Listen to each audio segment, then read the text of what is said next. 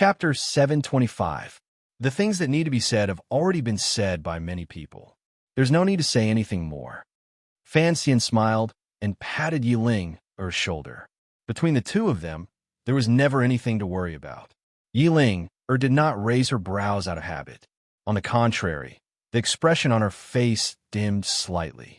There are always discussions in the family that burrow into my ears. Although I don't want to hear these things, Father is very angry about what happened in the north. She looked at Fan Xian, wanting to say something, but then stopped. A moment later, she said seriously, "After all, you and I are both Qing people." Fan Xian nodded and didn't say anything, but his smile was slightly bitter. After the member of the Qinian unit he had sent to Dongyi met with Mu Feng, he passed on his will, causing the turmoil in the Liang kingdom to reignite. From there, he thought of a way to resist the court's edict and allow the great prince to stay in Dongyi. However, Northern Qi's reaction was truly beyond Fan Xian's expectations. Calculating the time, Wang Qinian should have just arrived in Shangjing. In the message he had him bring, there was no intention for Northern Qi to send out a large number of troops. He only asked the little emperor to help Dongyi for the sake of their relationship. There were many ways to help. Northern Qi's method was, without question, the most open and honorable. It was also the kind that put Fan Xian in the most awkward position. He broke free from his thoughts. As he picked at the coal, he quietly chatted with Yiling. He wanted to understand from the bits and pieces of conversation in the Yi manner whether or not there was any movement from the Bureau of Military Affairs. The emperor's reaction to the northern battle was too indifferent. It was so indifferent that Fan Xian smelled a glimmer of danger. However, he didn't know where this scent landed. A few days after the winter solstice, the Fan Manor held another family banquet. This time, the family banquet was not like Prince Haqing's manor, where the younger generation of the royal family were invited. It was a pure family banquet. Other than the master of the manor, the only guests were Fan Xian's 4 disciples. Yang Wanli had been thrown into prison from his position as vice minister of the Ministry of Works. He had received heavy punishment in prison. After the Supreme Court's verdict, he had been taken back to the manor by Fan Xian to recover. Even now, it was difficult for him to move. The resentful expression on his face had long faded. He just sat quietly to the right. Of Fan Xian's 4 disciples, the one who climbed the fastest was Cheng Jialin. He had already become the Suzhou Zhizhou. Now that he had been implicated by Fan Xian, he had also tragically fallen from power. The 2 great crimes the palace had given him of visiting prostitutes and invading the mausoleum were truly too severe. Shi Chanli glanced at Fan Xian with confusion and said, "According to the news I received, Ji Chang should have returned to the capital 7 days ago. However, the court did not convict him and just let him be." Fan Xian raised his brows and smiled. It is the end of the year. Many officials and colleagues have banquets and invitations. It is normal for them to not be able to come in time. Although he said this, he still couldn't help but feel gloomy. Ho Ji-chang had returned to the capital a few days ago, but he had not come to Fan Manor to visit. The spies in the court had also gotten wind of this. It seemed that the palace had no intention of punishing him. All of this already made it clear. In such a country, betraying one's teacher for glory was not unheard of. However, Fan Xian still did not feel good in his heart when it happened to him. His gaze slowly swept across the faces of the 3 people at the table. A complicated emotion rose in his heart. Shi Chanli was originally still in the Song Kingdom. This time, he had taken the risk to come back to the capital to see him. There was no need to mention Yang Wanli. Fan Xian had always thought that Cheng Jialin, who had already become the Suzhou Zhizhou, had a weak personality and was not very trustworthy. Unexpectedly, he would rather have his position taken away than betray him. Unexpectedly, Ho Ji-chang did not come. "I heard that Scholar Yi's manor is also holding a banquet today." Shi Chanli's expression was a bit ugly. Before you came to the capital, the 2 of them were known as the leading scholars of Jingdou and once had some personal friendship. Yang Wanli gritted his teeth and said in a dark and angry voice, "What a Ji-chang." He abandoned darkness for light quickly. "When I see him another day, I must give him a good sigh of praise. These words were sarcasm. Chung Jialin could only smile bitterly. A moment later, he sighed faintly and said, "Back in the Tongfu Inn, Ji Chong told me that even when Sir Fan Jr. was walking, he should not notice the rainwater on his umbrella dripping into the oil pan of the peddlers. Such a person who loved the people was the one we should follow." Who would have thought that after a sigh, Fan Xian smiled. Calling for the three of them to start eating, he said, "Everyone has their own aspirations. Besides, I am unable to work in court. Ji Chong wants to work for the people. It is normal for him to be closer to Scholar He." His words were calm. No one could see the coldness in his heart. Fan Xian actually knew that of Fan Xian's 4 disciples, the one he had favored the most was Ho Ji Chong. However, the affairs of the world were strange. He didn't know if something had gone wrong with Fan Xian's arrangements or if it was a matter of luck. Of Fan Xian's 4 disciples, Yang Wanli had done a meritorious service in repairing the dikes. Chung Jialin had sat in the position of Suzhou Zhizhou at a young age. He was also one of the 7 gentlemen of the New Deal that the emperor had personally summoned into the palace. Although Shi Chonli had not entered officialdom, his identity as the owner of Baoyue brothel was glorious. Only Ho Ji Chong remained in Jiaozhou and was unable to fulfill the ambitions in his heart. Now that Fan Xian had lost all power, Sir Ho was probably dissatisfied and was forced to find other ways. It was not that Fan Xian did not understand this. He was just unhappy, particularly unhappy at Scholar He, who was also holding a banquet. After 3 rounds of wine, they chatted about the things they had done in their positions these years. Yang Wanli talked about how the shining white silver had become the huge rocks and earth on either side of the Yangtze River. Chung Jialin talked about how he had protected the border and people as Zhizhou, how he had used Sir Fan Jr.'s help to take care of the salt merchants and royal merchants, how he had helped his teacher's wife raise money to enter the Hangzhou conference, and how many poor commoners he had helped. Shi Chonli smiled as he talked about what he had seen and heard under heaven, as well as the slightly better lives of the miserable women in the brothels. He also told an interesting story. It was said that in the back of some Baoyue brothels, there was a statue of Sir Fan Jr. worshipping Sir Fan Jr. because he had protected the lives and safety of many girls. After these words were said, everyone other than Shi Chonli spat out their wine. Although the 3 of them were chatting about their own matters, they were all related to Fan Xian. They talked about some of the things Fan Xian had done in his life that were beneficial to the country and the people. Fan Xian was not a saint. He was only a mortal, so he was a bit happier. He smiled and looked at the 3 of them. After a moment, he said, "Wanli has been living in the manor these days. In any case, he doesn't have a proper home in Jingdou. Jialin, your family is still in Suzhou, so you might as well move into the manor."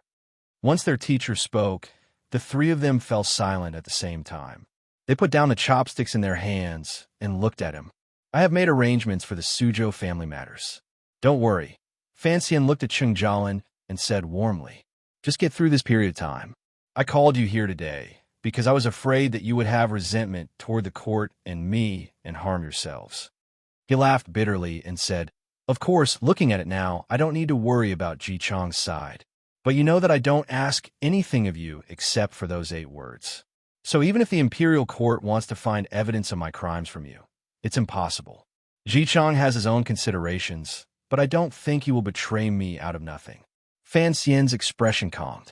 He slowly said, "The 4 of you followed me to be officials under heaven. That was a time of peace, so I needed your efforts. Presently, the world is not at peace, so I needed you to endure silently. I know you want to help me, so I have privately gone to find some colleagues I am on good terms with. In the future, don't do this. My matters are not problems that the officials of the court can solve." Chung Jialin smiled bitterly and agreed. They all remembered clearly the 8 words Fan Xian had left them when they had been sent out. Be good people and be good officials. Since I can't be an official, then be an honest person. There was a hidden pain between Fan Xian's brows. The emperor had knocked everyone by his side into the dust. He had truly made him look left and right and was badly battered. This move was truly too vicious. After the family banquet, Yang Wanli and Cheng Jialin went to the residence in the back garden to rest. Fan Xian left Shi Chanli behind. He had traveled thousands of miles to summon Shi Chanli back to the capital, not for something as simple as a meal. There were only the two of them left in the study. Shi Chanli no longer had to hide anything. He angrily cursed Ho Jichong. Fan Xian shook his head and said, "In the end, Jichong is only a scholar and an official. Even though he has just learned to curry favor, how could he know that he has made a big mistake?" Shi Chanli's heart chilled. He knew too many of his teacher's secrets. He knew that his teacher was not just a simple, powerful official.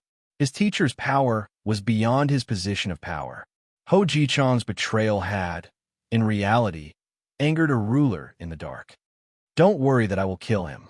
I don't have the leisure to do that." Fan Xian lowered his eyelids slightly.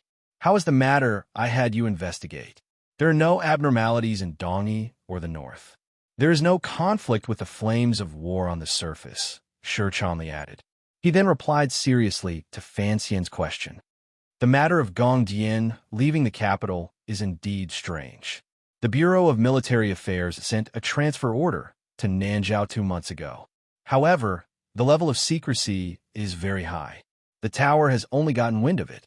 Without the cooperation of the council, a lot of the information can only be touched on the surface." "Nanzhao? What's wrong there?" Fan Xian furrowed his brows and asked. "Commander Ye's son is on the front lines in Nanzhao. According to court practice, there is currently no fighting in Nanzhao. The new master has already succeeded the throne for 3 years. That border army should be halfway back to the capital to report." Shi Chanli glanced at him and continued. "Based on the time, they should have already arrived in Jingdo to see the emperor and then return to the various camps. However, that border army still has not arrived." "You mean they might have gone west?" Fan Xian's heart jumped. He suddenly thought of a terrifying possibility. He shook his head and said, "How could such a large movement of military power be hidden from everyone? If we had focused our attention on the south at the beginning, even if it was the southern front of Weizhou, with Wu Mei's help, perhaps we would have been able to find some movement," Shi Chanli said with self-blame. "However, Baiwa Brothel has been paying attention to Jingdo, Dongyi, and northern Qi these few months. We haven't sorted through the intelligence reports there carefully enough. It has nothing to do with you. That's what I'm focusing on." Fan Xian rubbed his temples with a headache and said to himself, "Yiling Er's brother. That bastard is not in Jingdo for a long time. I'd forgotten there was such a person. Based on the time, if the Nanzhao border army had truly turned back and passed Jingdo without entering, if they had truly gone west, wouldn't they have already reached Dingzhou?" Fan Xian raised his head and took a deep breath. His eyes were filled with unease and tiredness. He knew he had made a big mistake. However, he had been under house arrest in Jingdo, and the Overwatch Council was under Yin Bingyun's watch. It was indeed impossible to accurately grasp the movements of the Qing Kingdom's military power just by relying on Baiwa Brothel. Gong Dian left the capital and went to Dingzhou to summon Crown Prince Hongsheng back to the capital. He took with him 10,000 Jingdo garrison and 2,000 imperial soldiers, Shi Chanli reminded him. "This is something that was discovered earlier." "I know that." A feeling of defeat rose in Fan Xian's heart. His palm gently slapped the desk and sighed. "I just did not think that the emperor would be so generous. He actually moved troops from the far south and crossed thousands of li. The army changed defenses. Is he not afraid that the world will fall into chaos?" Hearing these words, Shi Chanli's body froze. He forced himself to calm down and analyze. For the court, the new Nanzhao ruler is young, and there are many powerful officials in the country who are inclined toward the Qing kingdom. There is no need to be on guard. It is enough to leave half of the army in the south. As for Yinjing and the northern camp situation in dealing with northern Qi and Dongyi, although it looks like it is because of the aftermath of the rebellion and the fact that the northern camp does not have a commander, in reality, there is no danger. Thus, for the emperor, as long as he can pacify Shiliang and there is no more cause for chaos, he can fully prepare for the northern expedition. To pacify Shiliang, we have to deal with the people on the grasslands. Fan Xian furrowed his brows and sighed gently. He knew that he had been completely calculated by the emperor. In the end, he had not escaped the emperor's grasp. An indescribable sense of tiredness and disappointment filled his body. It made him sit woodenly in the chair, unable to move. He finally knew why the emperor maintained such an indifferent attitude toward the battle in the north. He was not angry or wary at all because of the possible collusion between northern Qi and Fan Xian. The emperor had long sorted out the possible actions of his illegitimate child and had focused all of his attention and power on the west. The emperor did not dance with Fan Xian's plans. On the contrary, he took advantage of the situation and smashed his fist viciously toward Ding Zhou. "We must immediately inform the crown prince," Shi Chanli said with a pale expression. Fan Xian sat tiredly in the chair. A moment later, he said, "It's too late."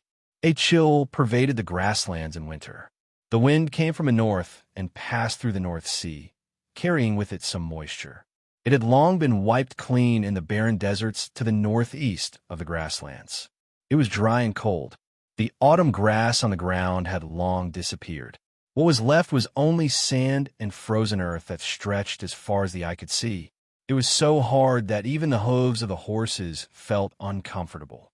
If it had been a winter in the past, birds looking down from the sky might have been able to find some moving and alluring green beside some lakes. Today, they couldn't even find these pitiful habitats.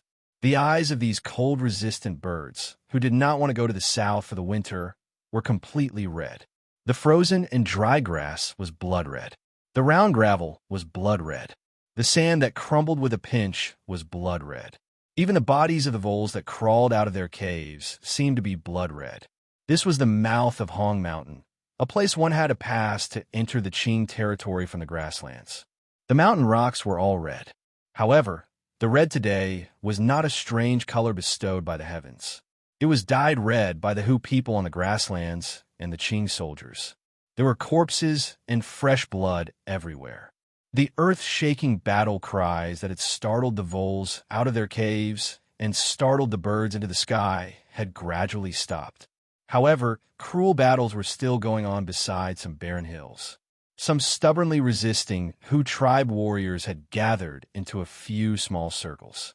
Under the siege of the Qing soldiers, who outnumbered them 10-1, they shed the last of their blood.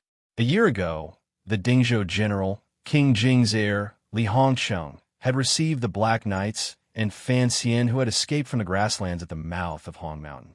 At the time, he had hoped to be able to carry out a beautiful ambush here. However, the Hu people were not stupid. They never gave the Qing army such an opportunity. If it had been in the past, in such a cold season, the countless tribes of Shi who would have followed the banner of the king's tent and slowly avoided the cold air. They would have advanced deeper into the grasslands until they reached the foot of the mountain that could not be climbed. After they had endured the bitter cold of this year, they would once again cover the grasslands in the early spring of the second year. Shi Hu rarely chose to launch an attack on the Qing kingdom's Shiliang Road in the middle of winter. In the past, other than tribes that had lost power in the fighting on the grasslands and would crazily try to cross the border to steal the winter rations of the Qing kingdom's soldiers and civilians, there had never been a major military operation. This year was different. For some reason, Sir Hu Gu, who had inherited most of the left virtuous prince's cattle and sheep warriors, suddenly led his tribe to the east and bravely, or rather recklessly, launched an attack on Qing Kingdom's territory. What confused the Shihu people even more was that the great chief, the far-sighted chief, expressed his approval of Hu Ji's actions after thinking for a day and night in the king's tent. He then braved the bitter cold to send out the most elite grasslands iron riders in an attempt to pass through the mouth of Hong Mountain, go around Qingzhou, and directly attack the interior of Shiliang. No one would have thought that in the wilderness near the mouth of Hong Mountain, there would be 20,000 Qing iron riders and 70,000 Dingzhou soldiers lying in ambush. These Qing soldiers seemed to have long known the direction of the Hu people's attack on the grasslands, the number of people attacking, and the time of the attack. Most terrifyingly, they had predicted that Shihu would brave the bitter cold to attack this year. The Hu people's attack was completely unreasonable, and the Qing army's ambush was even more unreasonable. When these unreasonable things were put together, they created the great Qingzhou victory that would be recorded in the history books. This was a battlefield where tens of thousands of people sacrificed their lives. The side of a barren hill was already filled with corpses. Fresh blood flowed through the sand. This group of Hu tribe warriors had fought to the last man and were surrounded by the Qing army. From the earlier battle, the Qing military officer knew that this person was one of the few aces on the grasslands. Thus, he stopped urging his subordinates forward. Instead, he slowly raised his right hand and coldly prepared to shoot. "Are you surrendering or not?" A cold voice echoed through the cold grasslands air. Hugo, covered in wounds, breathed heavily. His eyes were bloodshot as he glared at the Qing soldiers. Suddenly, he let out a loud cry and stabbed his knife into his chest, so deep that the hilt disappeared. Hugo died, but his eyes were still open, looking hatefully at the sky. Even if he died, he would become a resentful spirit and ask the young man in Jingdo who had caused all of this without reason and bloodshed why. Why was all of this? Chapter 726. In the cold sky, an eagle was flying. It was not afraid of the arrows of the humans below. Fearlessly, it glided down. Gliding across the battlefield that stretched for several li, it clearly saw the bodies of the Hu tribe soldiers who had died under the enemy's knives, spears, and crossbows. The fresh blood that gradually seeped into the sand and red earth, as well as the stimulating smell of iron and blood. The Qing army that had set up an ambush at the mouth of Hong Mountain began to clean up the battlefield and organize their formations. Even the most elite Dingzhou army had paid a heavy price in a great battle with the grassland's main force. The eagle flapped its wings and flew a little higher. Then, it was alarmed to discover that a group of Qing light cavalry had silently attacked from the direction of the Shidahai Meadow in the northeast. There were at least 4,000 people in this group. Following the natural rise and fall of the sand, dunes, and meadow, they silently advanced into the depths of the grasslands.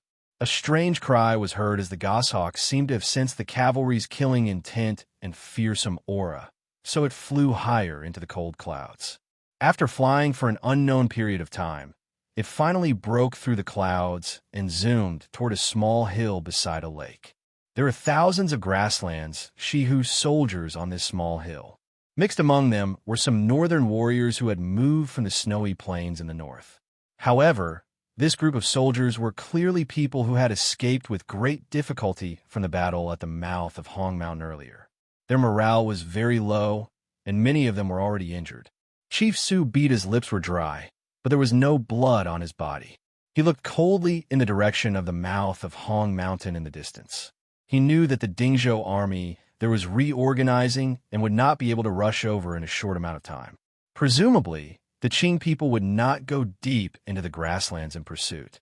He glanced at the warriors of the court around him. Seeing the injuries on their bodies, he thought of the great battle at the entrance of Hong Mountain. His eyes grew cold. Once the grasslands entered winter, they rarely used soldiers. This was something that Shihu and the Qing kingdom were already used to. The biggest reason was that the weather was cold and the ground was frozen. They had no supplies, so it was difficult for the Hu people to use their methods of coming and going like the wind and leaving like lightning.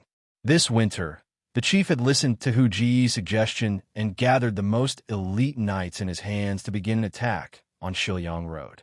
It appeared to be an unwise choice, particularly with the wretched situation at hand. It seemed to further prove this point. But who was Chief Su Beta? 30 years ago, the Chanyu royal court, which was declining day by day, produced a person like him. He was able to survive and grow stronger in the cracks between the left and right virtuous princes, and he wisely accepted the barbarian cavaliers from the snow and ice in the north. He broadened his mind and absorbed the people from the central plains into his court. If it weren't for this era, if the eastern continent didn't have so many outstanding people, Chief Su Beta would have undoubtedly grown into a wise ruler of the grasslands, a figure whose might shook the world. How could he make such a low-level mistake? Subita's gaze pierced through the hill and landed on the woman on the horse at the top of the hill. His expression became extremely complicated and downcast. Chief Subita had his own way of thinking as to why he had chosen to take the risk of attacking Shiliang Road in the cold of winter. He knew that the Qing court was currently in internal chaos. The emperor and his most favored officials were in a cold war. As for Hu Gu, the corners of a chief's eyes narrowed slightly. Like an eagle, he gazed in the direction of the distant Hong Mountain Pass. He thought to himself that Hu Gu, who dared to betray the grasslands and collude with the Overwatch Council, should already be dead. What a stupid person. How many of those who came into contact with the Overwatch Council could live smoothly? In this year, the chief had already investigated what Hu Gu had relied on to rise up on the grasslands. Thus, he guessed why Hu Gu would choose such a winter to attack Shiliang Road. Chief Subita cared a great deal about the political rumors in Jingdao. With just a little calculation, he guessed that it must have something to do with Sir Fan Jr., who had lost power. The last time Fan Xian entered the grasslands, he had cleaned out most of the spies and spies the grasslands had sent out. The power of the court had been severely damaged. In the end, Fan Xian had still managed to escape with a few hundred black knights right under the chief's nose. This reality made Subita feel endless humiliation, particularly each time he looked at Songji Xianling. This humiliation was even harder to bear. This winter, Hu Ji's fake attack on Shiliang Road was an opportunity for the chief. After a long conversation with Songji Xianling, he rejected the princess' suggestion for him to be cautious. Instead, he wanted to use this opportunity to beat Fan Xian at his own game. Using the momentum of Fan Xian wanting to use foreign troops to help the position of the Dingzhou general, he gathered the power of the grasslands and attacked Shiliang decisively. This was a clever plan. Presumably, the Dingzhou general, Li Hongcheng, had also received Fan Xian's news and thought that Hu Gu was faking an attack. He would not have expected the chief to take advantage of the situation and launch a large-scale attack, catching them off guard. Who would have thought that there would be more than 100,000 Qing elite soldiers gathered around the mouth of Hong Mountain? This was a most shameless ambush. After this battle, Hu Gu had been ambushed and killed. The court and the right virtuous prince's troops had suffered heavy casualties. At least 20,000 strong grassland soldiers had lost their lives on the Red Earth. Thinking of the pain of the battle earlier, the chief's eyes narrowed even more, and his heart grew colder. He squeezed his horse's belly and came to Songji Xianling's side. In an icy voice, he said, "You said that he was only borrowing the grassland soldiers to help Li Hongcheng stabilize his position." Hiding Duo did not turn around. The fur coat on her body shivered in the cold wind. As the chief, such a risky gamble should never have been made. I have never truly trusted him. However, I think this time has nothing to do with him. He is just a pitiful pawn that has been killed by someone else. The two of them fell silent at the same time. To be able to clearly calculate Fan Xian's response and the Hu people's strategy of beating them at their own game, and have planned it long ago, resulting in a crushing defeat the grasslands had not experienced in 30 years. There could only be one person in the Qing kingdom with such great foresight and eyes on the world. In front of the Qing emperor, it seemed that all of the scheming were just the prelude to the killing move in his chess game. The eagle finally landed on Subita's cold, outstretched arm. The sky was cold and the ground was frozen. After flying in the cold clouds for a while, the animal shivered in the cold. The color of the feathers on its body appeared particularly dim. Subita's pupils constricted. In a low voice, he said, "There are thousands of light riders coming from the northeast." He said in a cold voice, "The Qing people are planning something big this time. I don't know which general dared to send another powerful army deep into the grasslands after this battle. In such cold weather, do these Qing people still have the extravagant hope of capturing the court in one fell swoop?" Although he said this, the chief was still shocked at the valiance of the Qing army and the determination they displayed to destroy everything. Although there were still thousands of grassland men around the lake, they had just experienced a great battle and were tired and low. If they were to face the 4,000 light riders who had been accumulating power for a long time in a head-on charge, victory or defeat would be obvious. Subida viciously cursed the Qing people for being despicable. They did not give him any chance to rest. As a king, he did not allow his angry emotions to destroy his reason. In the first instant, he had already sent out a warning to his subordinates at the bottom of the hill. Immediately, the court warriors around the lake immediately began to move. They moved quickly. It was impossible to see their earlier injuries and low moods. "Are you going with me?" The chief turned his horse's head and turned his head to glance at the Hu tribeswoman on the hill. "I'm going to the Qing kingdom." Hiding Duo lowered her head slightly. Her eyes never left the mouth of Hong Mountain. Her expression was calm, but her voice revealed a glimmer of self-blame and self-reflection. She could see countless resentful spirits rising up in that direction. Because of Hu Ji's trust in a certain person, her trust in a certain person, and the chief's trust in her, tens of thousands of soldiers on the grasslands have been surrounded by the Qing Iron Riders. There were heavy casualties. Broken limbs and heads littered the ground like dead wood in a rotting swamp. This hellish scene on the battlefield made even her heart waver involuntarily. Only in that moment did the present leader of Qiani Dao realize that, among thousands of soldiers and horses, one person's power was actually very small and could not change anything. "I want an explanation. If I can't, I have to give you, as well as these people who died, an explanation." After Haidang finished speaking, she gently squeezed her horse's belly and turned into a streak of light smoke. Riding down the hill, she headed in the opposite direction of the sun. The words Fan Xian had asked Hong Yiqing to bring to her had already been delivered.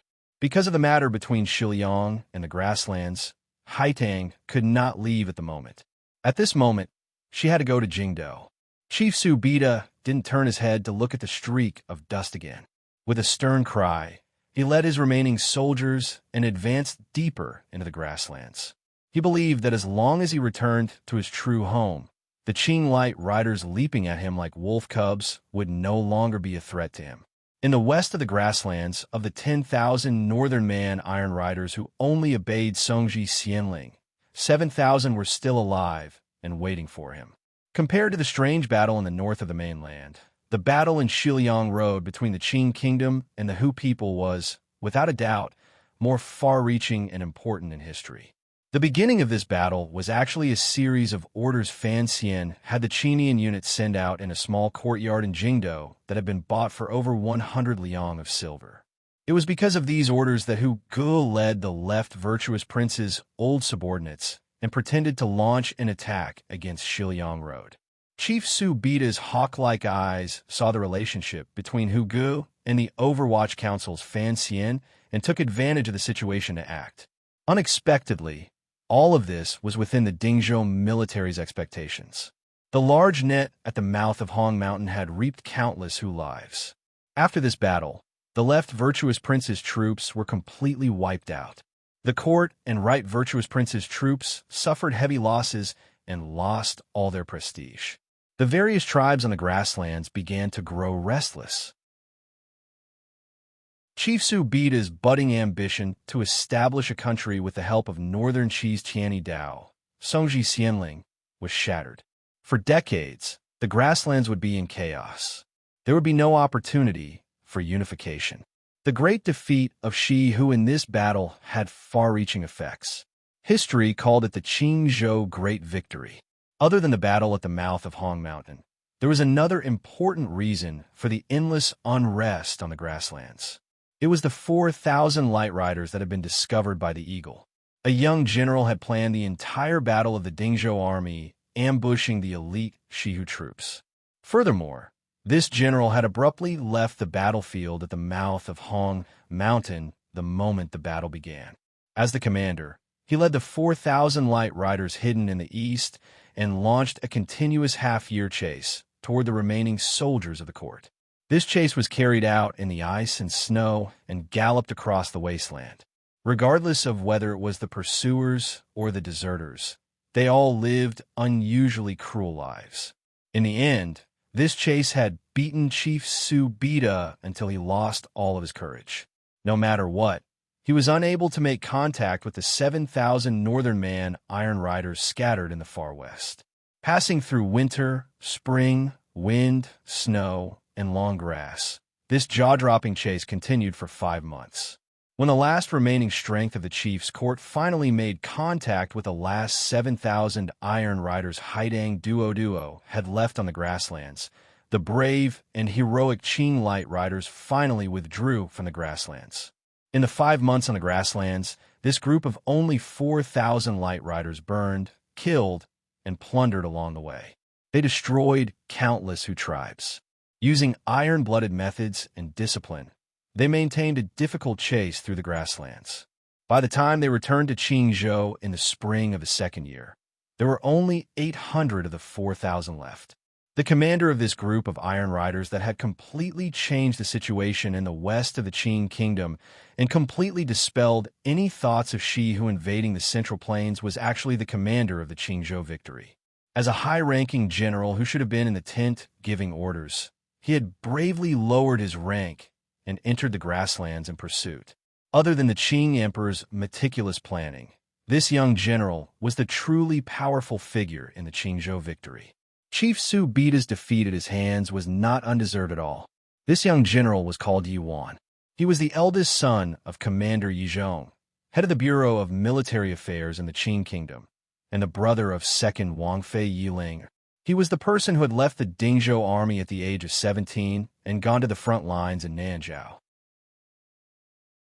While Yuan was holding down the fort in Qingzhou and commanding the deployment of the battle at the mouth of Hong Mountain, killing the Hu people until they cried out for heaven and earth, the highest military commander in Shiliang Road in name, General Li Hongsheng, was under house arrest in the general's manor in Dingzhou. Also in the manor with him was Gong Dian, who had left his position as commander of the Imperial Army and had come to Dingzhou to take over. Military reports from Qingzhou flowed endlessly into the general's manor. Gong Dian and Li Hongsheng sat on two sides, silently looking at the military reports and not saying a word. The troops entering battle near Qingzhou were basically the headquarters of the Dingzhou army in Shiliang Road. They were all border soldiers born and raised there. The Yi family had operated here for decades. Other than the Great Prince's expedition to the west, where he was still able to leave some influence, the Yi family was like the emperor of the Dingzhou army. Presently, the emperor had moved the eldest son of the Yi family back to Dingzhou to lead these old Dingzhou soldiers in a ferocious attack. Of course, there was no problem in cooperating. The half of the Nanzhao border army that made Fan Xian's heart tremble did not actually surge into Dingzhou as he had imagined. Instead, it stopped in the north of the Tsang Mountains to the west of Jingdou. Then, it chose one of them to enter Dingzhou. There were not many of them, but it was enough to control the general's manor. The handover of military power in Dingzhou was not actually a handover of soldiers. It was just a handover of generals. The eldest son of the Yi manor entered Dingzhou. With the cooperation of the Imperial Army and other powers led by Gong Dian, he easily took military power from Li Hongqing's hands. If everything had gone according to Fan Xian's plan, if there had not suddenly been a young general, Yuan, who used soldiers like a god and the Dingzhou army saw as their own, then when Hu Ge led his people to attack, Li Hongsheng could have taken the opportunity to keep him in office for another year and a half. It was very quiet in the general's manor. After a long silence, Li Hongsheng calmly said, "When it comes to marching and fighting, I am not as good as Yuan." Gong Dian raised his head and glanced at him. A moment later, he replied in a raspy voice, "Yuan grew up in the Dingzhou army. From the age of 3, he had practiced martial arts on horseback and controlled battle formations. However, he was impetuous in his youth. He resented his father forcefully suppressing his achievements, so he abandoned Dingzhou and joined Nanzhao. No wonder there is so little news of this person in the capital." Li Hongqing nodded. Gong Dian sighed and said, "Back then, Commander Yi suppressed his achievements because he was too young and had too much military service. He was afraid it would arouse fear. After all, the old Qin master's eldest son had died a violent death in the camp. Qin Hung was also not as good as him. Li Hongqing looked at the military report in front of him and shook his head. Commander Yi is well aware of the art of blending with the light. No wonder he was able to hide such an outstanding son for so long. The Dingzhou army's wish in this life is to pacify Shihu. Gong Dian was also a general from the Dingzhou army. He gazed at Li Hongsheng and said, "It is only right and proper to be loyal to the emperor. Regardless of what the world thinks of the Dingzhou army, for the benefit of the emperor and the Qing kingdom, we are willing to do anything." Li Hongsheng laughed bitterly. He knew these words were referring to Yi Ling, Er's marriage to the second prince. In the end, the Dingzhou army had changed sides during the Jingdou rebellion, giving the second prince the heaviest blow. I don't know what Fan Xian has said to you in private, but if this time he led the enemy to invade just to protect your position as general. Gong Dian's eyes narrowed. Coldness surged. I find Fan Xian's actions shameful. Li Hongsheng raised his face and gazed calmly at Gong Dian. Who do you think I am? Who is Fan Xian? Since I dared to have Hu Ge come, I have my ways. Even if Yi Wan hadn't come, do you think I would have let the Hu people take advantage of me? In the end, it is something that hasn't happened. There is still room to turn around, Gong Dian said. I think the emperor must be extremely disappointed in Sir Fan Jr. He paused and then continued. After the crown prince returns to Jingdou, please help me take a message to Sir Fan Jr. I have always admired him, but this time I am somewhat disappointed. A man is born between heaven and earth. How can he use the blood of soldiers as a bargaining chip? Li Hongsheng took a deep breath and gazed at Gong Dian with a not-quite-there smile. After a moment of silence, he calmly said, "In the end, you still don't understand Fan Xian. If he was truly a person who built his success on tens of thousands of bones, if he truly did not care about the lives of Qing soldiers, then the Qing kingdom would probably have long become a tattered shirt riddled with holes. No matter how great and astute the emperor is, how could he stop him from ripping apart this shirt from the inside? You underestimate his ability. You also underestimate his character." Gong Dian was silent, but there was a faint chill in his heart. He didn't know that in front of the emperor, Sir Fan Jr. had already suffered a great injury. Could he still have the power to retaliate? Although the battle at the mouth of Hong Mountain was an ambush, they had faced tens of thousands of grasslands riders who were like wolves and tigers. The Qing court, or more accurately, the Qing emperor, had put a great deal of effort into this. One secret edict removed Li Hongqing's military power. Another secret edict gave the eldest son of the Yi manor, Yi Wan, full authority to command. As the saying goes, don't doubt the people you use, and don't use the people you doubt. The emperor's confidence, or gamble, in that young general ultimately won a complete victory. Victory required a foundation and soldiers. In order to defeat the Hu people on the grasslands, all of the soldiers in the military camps inside and outside Dingzhou had been moved out. The entire Dingzhou army had gone out, adding on the Qingzhou army. Only then did they obtain such a result.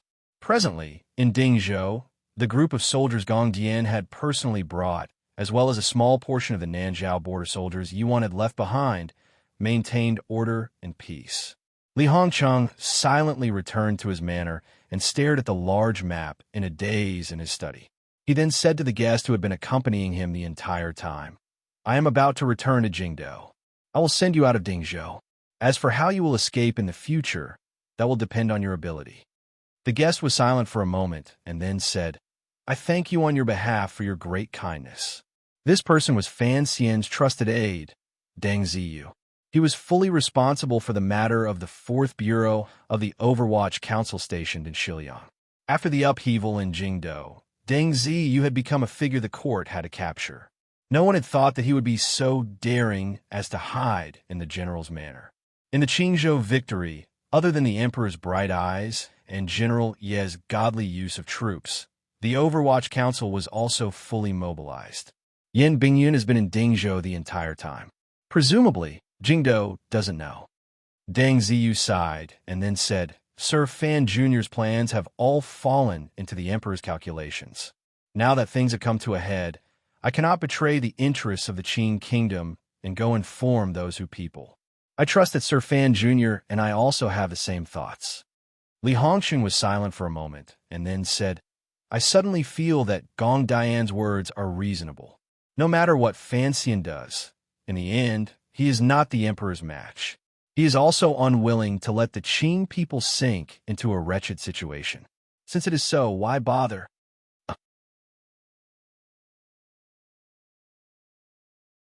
Chapter 727. In the winter of the 10th year of the Qing calendar, General Li Hongsheng had won a great victory in Qingzhou. He had been summoned back to the capital. At the age of 30, he became the deputy of the Bureau of Military Affairs with incomparable glory. However, the people who sang praises of the great Qing kingdom in Jingdou could clearly see that the position of the deputy of the Bureau of Military Affairs was actually just an idle position. Under Yi Zhong's suppression, it was impossible for the heir, Li Hongsheng, to be like he was in Dingzhou and have completely his own martial power. No one forgot that the previous person to ascend to the lofty position of the deputy of the Bureau of Military Affairs at such a young age was Qin Heng. That person's fate was not very glorious. After Li Hongsheng returned to the capital, he immediately entered the royal palace to see the emperor. In the royal study, the emperor did not vent a glimmer of anger toward him. Instead, he only calmly talked about the scenery of Shiliang. However, the crown prince looked at Fan Rou beside the emperor. His mood sank to the bottom. Leaving the royal palace, Li Hongsheng went to the Bureau of Military Affairs to hand over his mission and set a date for his return.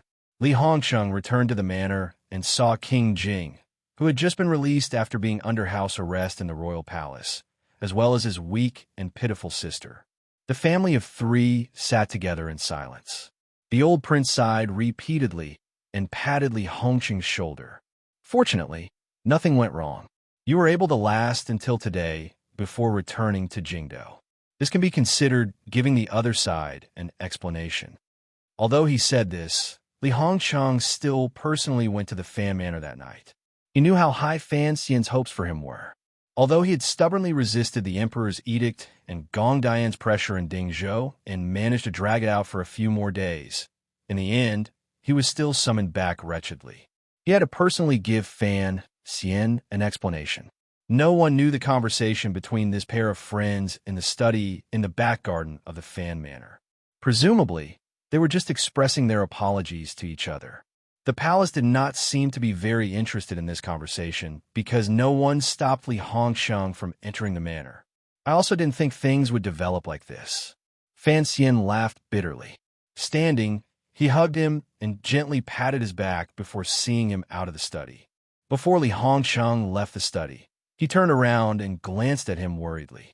"Deng Zi, you should have escaped, but I'm afraid quite a few of your Qinian unit died on Shiliang Road. After all, this is a matter of your institute. I don't know the inside story. I hope you can control your emotions. I don't know who the traitor is. Perhaps it was just one of the 3 meetings, and the people in the council found out. After all, this time, Yin Bingyun is personally holding the fort. Facing this person, I don't have much confidence." Fan Xian's expression was a bit gloomy. "But relax. I've never been too interested in things like revenge. I just feel a bit panicked. If even you feel flustered, then I advise you to behave yourself for the time being." Li Hongsheng shook his head and refused Fan Xian's intention to see him out of the manor. Like a father comforting him, he patted his shoulder forcefully, lifted his clothes, and walked out of the manor.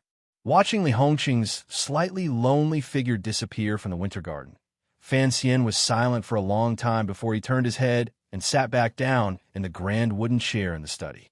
Earlier, Hongsheng had relayed Gong Dian's evaluation of him. That evaluation made Fan Xian involuntarily feel a touch of bitterness in his mouth. If one truly looked into it, Fan Xian's arrangements in Dongyi and Shiliang did indeed have this intention. Without a doubt, this intention could not stand on a moral level. A man should be happy with gratitude and enmity. How could he use the blood and lives of soldiers as a bargaining chip? No one could truly understand what Fan Xian was thinking. He did not want too many innocent people in the world to lose their lives because of his battle with the emperor. That was why he had chosen this arrangement. The Qingzhou victory was a perfect manifestation of the emperor's deep planning and foresight. Regardless of whether it was Hu Ji's feint attack or the chief's reaction, all of this was a foundation that the Overwatch Council, or rather, Fan Xian, had spent a great deal of energy to lay down. This foundation had been ruthlessly and calmly used by the emperor. Fan Xian did not feel any closeness to the Hu people on the grasslands. The corpses on the fields in Shiliang Road and the burned houses would only make him clap his hands in praise of the Qingzhou victory. The problem was, this victory had easily destroyed all of Fan Xian's arrangements in Shiliang Road. If Li Hongcheng still wanted to delay and not return to the capital under these circumstances, it was the same as seeking death. Fan Xian felt a deep chill and admiration for the emperor's methods and abilities. A cowardly thought that was difficult to resist grew in his heart. You heard it all. This matter has nothing to do with me. Fan Xian pressed his hands against the desk and closed his eyes tiredly.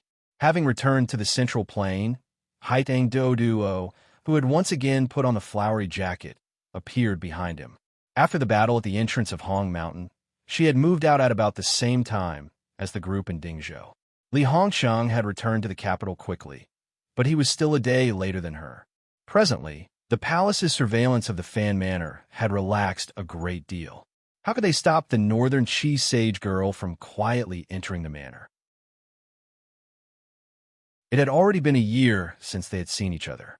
Haidang looked silently at the young man in the grand wooden armchair, thinking to herself, actually, the other person's age isn't that old, but why does he look so old and heavy now? There's a trace of exhaustion on his face that can't be brushed away. Thinking of what had happened in the Qing kingdom these days and the dead director of the Overwatch Council, Haidang suddenly understood why Fan Xian appeared so tired. Because of the words you had Hong Yiqing bring to me, many people died on the grasslands, Haitang said. Fan Xian opened his eyes and laughed coldly. I only had the court agree to Hu Gu sending out troops. I had not thought that the chief would take advantage of the opportunity.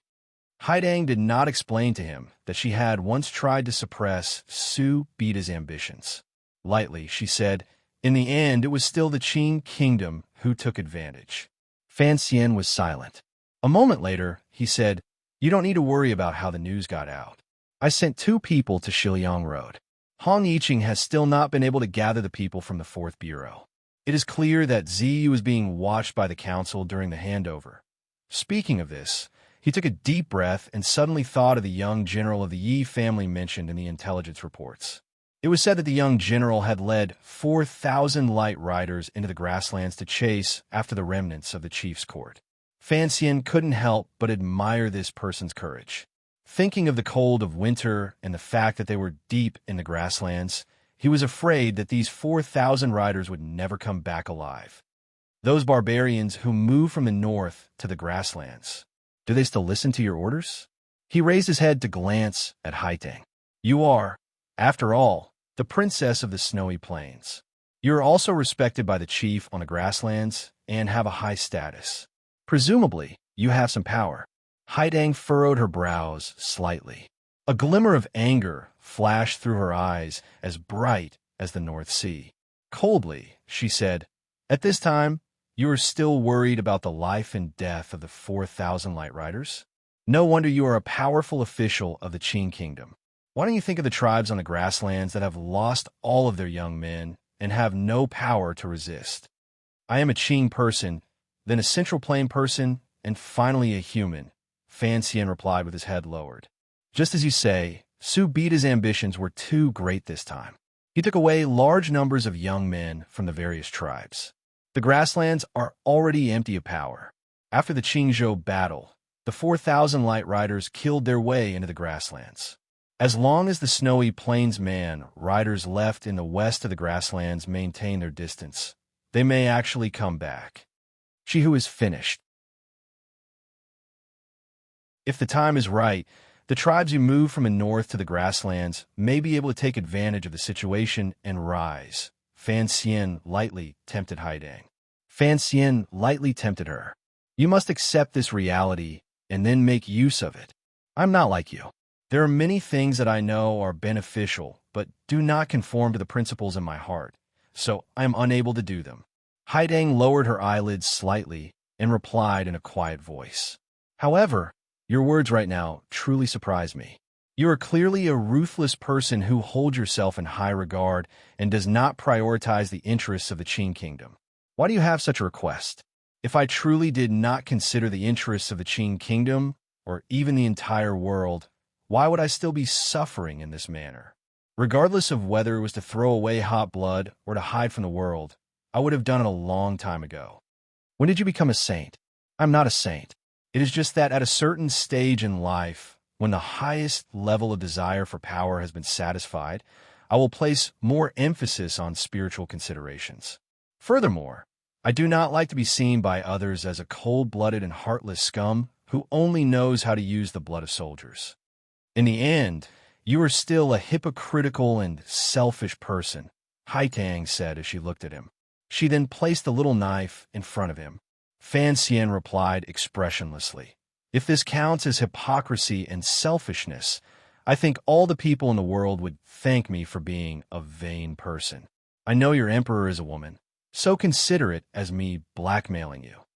Haitang's body shook slightly. She looked at him and didn't speak for a long time. The entire study was immersed in an oppressive atmosphere. After a long time, he opened his mouth and said with some difficulty, "Actually, there are many times when I need someone to help and give advice."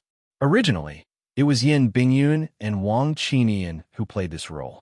Now, Yin Bingyun has become his pure official. I have arranged for Lao Wang to leave. I have no one to ask. I'm not an immortal. Facing him, I have no confidence at all. With no one to help me, I am truly helpless. Are you acting pitiful in front of me? Haidang said sarcastically, but was slightly startled. She sighed and said, "What do you want to ask?" He then drank a mouthful of cold tea to moisten his throat. He stuck out his tongue and licked his lips. With a serious expression, he said, "My sister is in the royal palace. My entire family is in Jingdo, and the loyal subordinates who rely on me and believe in me are in the shadow of this country. I have power, but it is difficult to shake the foundation of this court.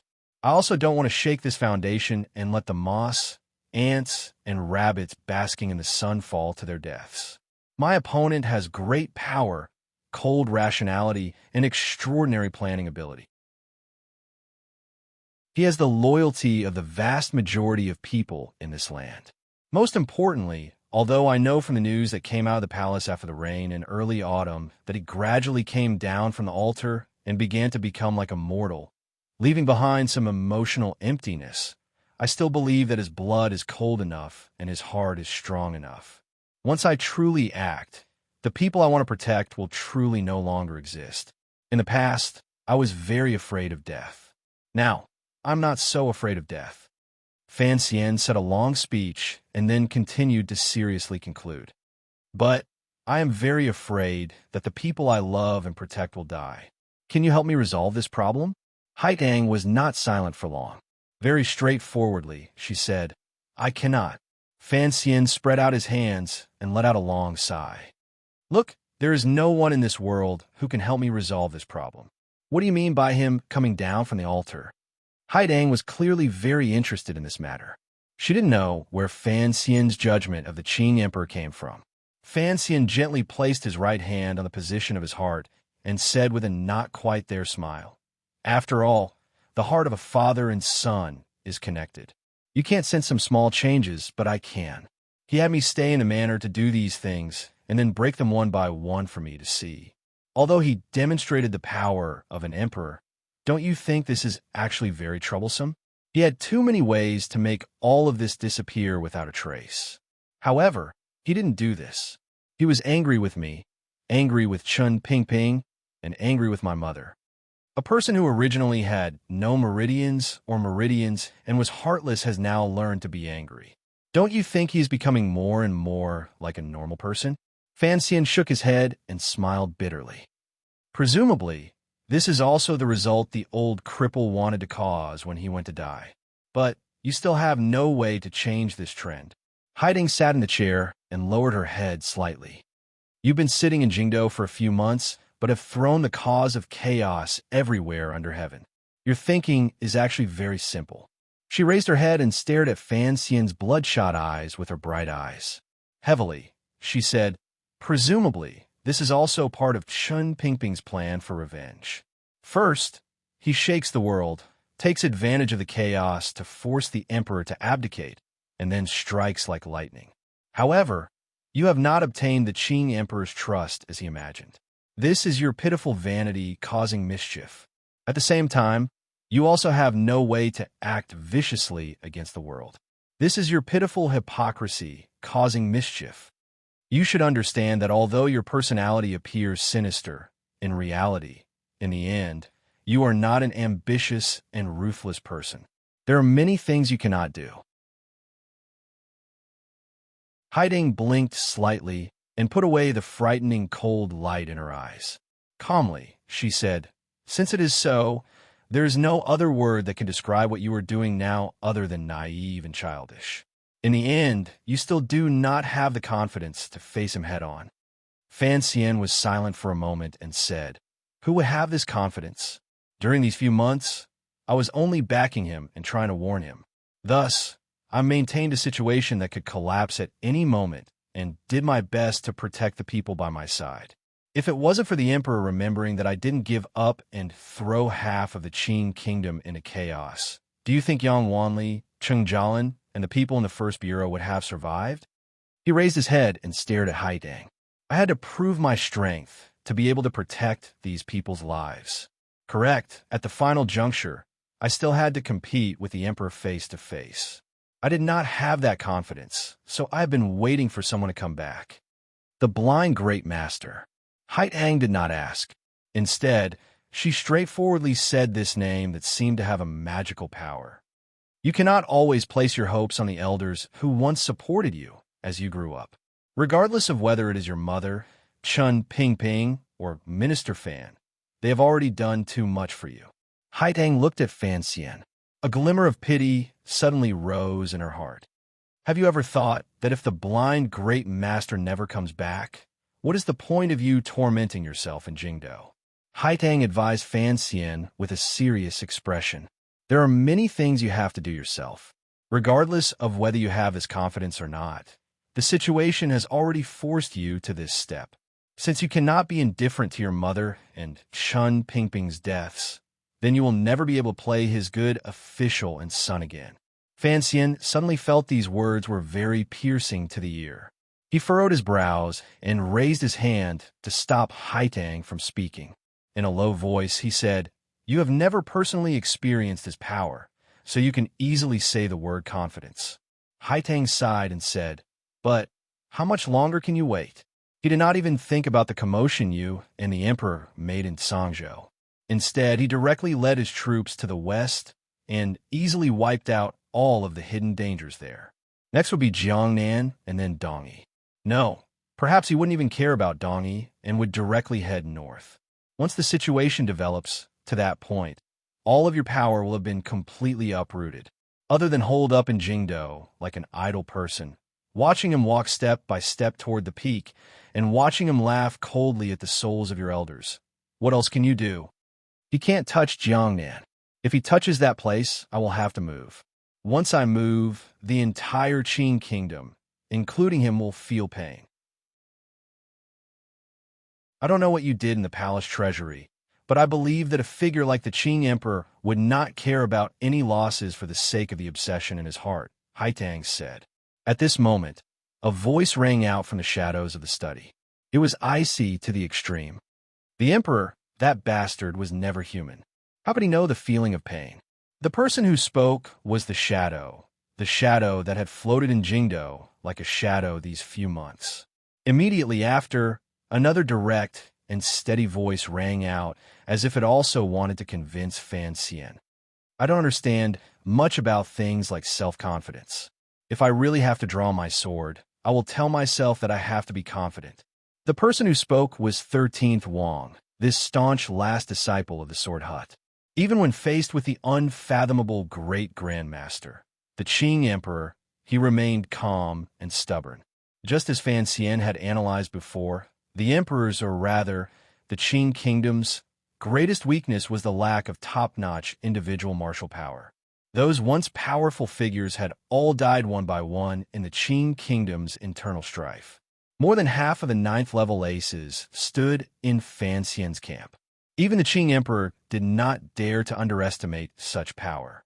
If Eunuch Hong, the Qin father and son, Yin Xiaoi, and other aces were still alive, then the Qin kingdom could truly be said to be a military camp forged from iron. Fan Xian was silent for a long time.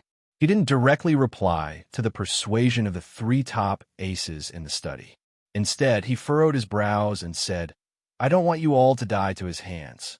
Furthermore, this is in the end my business." In the deep winter of the 10th year of the Qing calendar, Fan Xian was like a wild beast trapped in a snowstorm.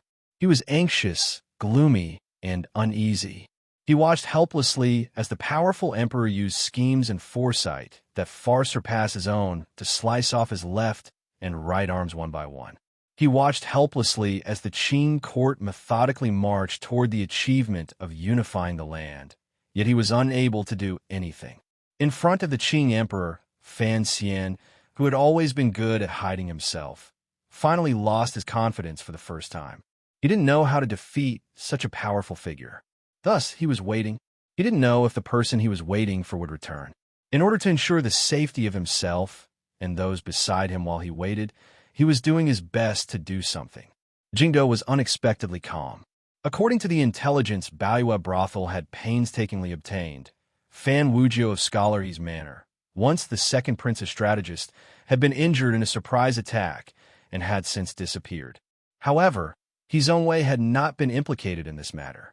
Fan Xian felt slightly disappointed.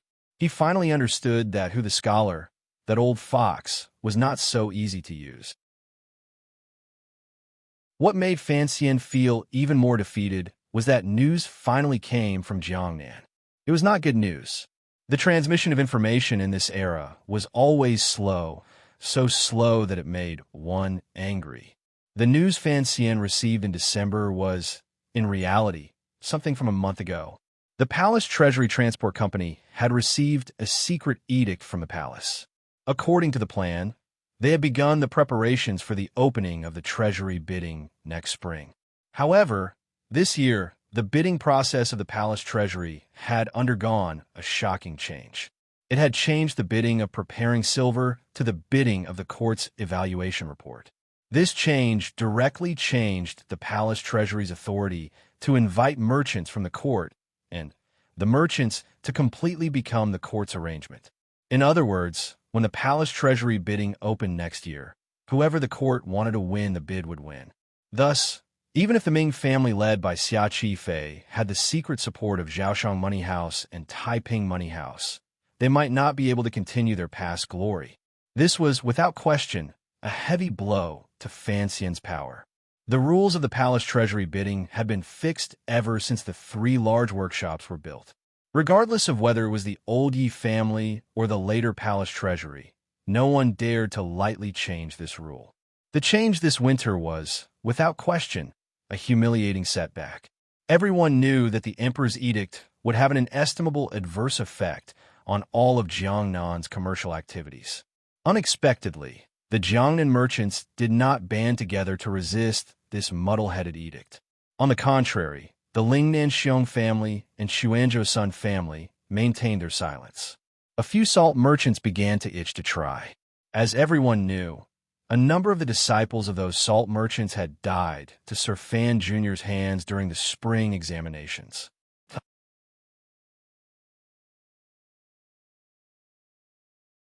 Chapter 728. It was not easy to live in Jiangnan. How deep was the snow in Jiangnan? The repeated secret edicts of the Qing court threw all of Jiangnan into chaos. The snow, which was not heavy, added an endless chill to the tens of thousands of common people. All of the large merchants felt the pressure and murderous aura coming from Jingdo. The Xiong family of Lingnan and the Sun family of Xuanzhou had always been on good terms with the Fan family. Under the pressure of the court, they did not dare move. As for the salt merchants who had always been under the protection of the court nobility and had been stealing the wealth of the world from the side, they began to grow restless. The change in the way the palace treasury invited business had fundamentally attacked the power Fan Xian possessed. Everyone could see this clearly, particularly Xia Qifei, as Fan Xian's representative in Jiangnan and the current head of the Ming family. He felt the imminent danger. Given the Ming family's influence in Jiangnan and, most importantly, the survival of the Ming family would affect the lives of the people in Jiangnan. It would make the court have some fear when they acted. At least, they would not directly force the Ming family to death in the 11th year of the Qing calendar. If the Ming family truly fell apart, the court would not receive any benefits. However, this trend was already set. If the situation continued to develop like this, in a few years, the Ming family would gradually be marginalized and gradually swallowed up by the other dozen or so Jiangnan merchants supported by the court. Behind Xia Qifei were the lives of tens of thousands of people. He had no choice but to be cautious and prudent. Furthermore, the long conversation that night with the Jiangnan governor, Shui Qing, made it clear what the court wanted of him. After that night, Xia Qifei sank into deep thought. He had to choose between Sir Fan Jr. and the court. It was because of this vexing thought that after he received the Qinian unit's notice, he did not choose to immediately sneak into Jingdou to meet with Fan Xian. It was not that he had begun to waver. Rather, he knew that Fan Xian had asked him to enter the capital to assess his loyalty. The present situation did not give Xia Qifei the time to demonstrate his loyalty. The situation in Jiangnan was too dangerous, so he only wrote a personally written letter to Fan Xian to express his loyalty as always. If it had been any other merchant, it would not have been a difficult matter to choose between the court and the already powerless Fan Xian. Merchants pursued profit. They themselves did not have the true power to influence the situation. They had to voluntarily or be forced to lean toward the more powerful side. This was the natural nature of merchants. Even if Xia Qifei abandoned Fan Xian and left, presumably, it would not be surprising or shameful to many people. However, Xia Qifei was not a normal merchant. This was also the reason Fan Xian had chosen him to be his representative in Jiangnan. This illegitimate child of the Ming family had a very similar life path to Fan Xian. He had wandered the Jianghu since he was young and was the leader of the Jiangnan water bandits. Other than the natural bloodline of a merchant, he also had some of the spirit of loyalty of the Jianghu people. Xia Qifei knew that without Sir of Fan, he would not be able to return. Was Fan Jr. would not be able to fan. Of the Ming, of Ming, he returned, he, and Ming, he fan, he, and he. The Ming family had operated in Jiangnan for countless years. Even when Fan Xian had come to Jiangnan in the past, it had been difficult. Now, under Xia Qifei's lead, they began to launch a resistance against the pressure of the Jiangnan governor's yamen and the secret edict from Jingdou.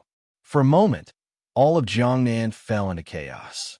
The Jiangnan governor, Shui Qing, who had worked well with Fan Xian in the past but did not show much of himself, stood up.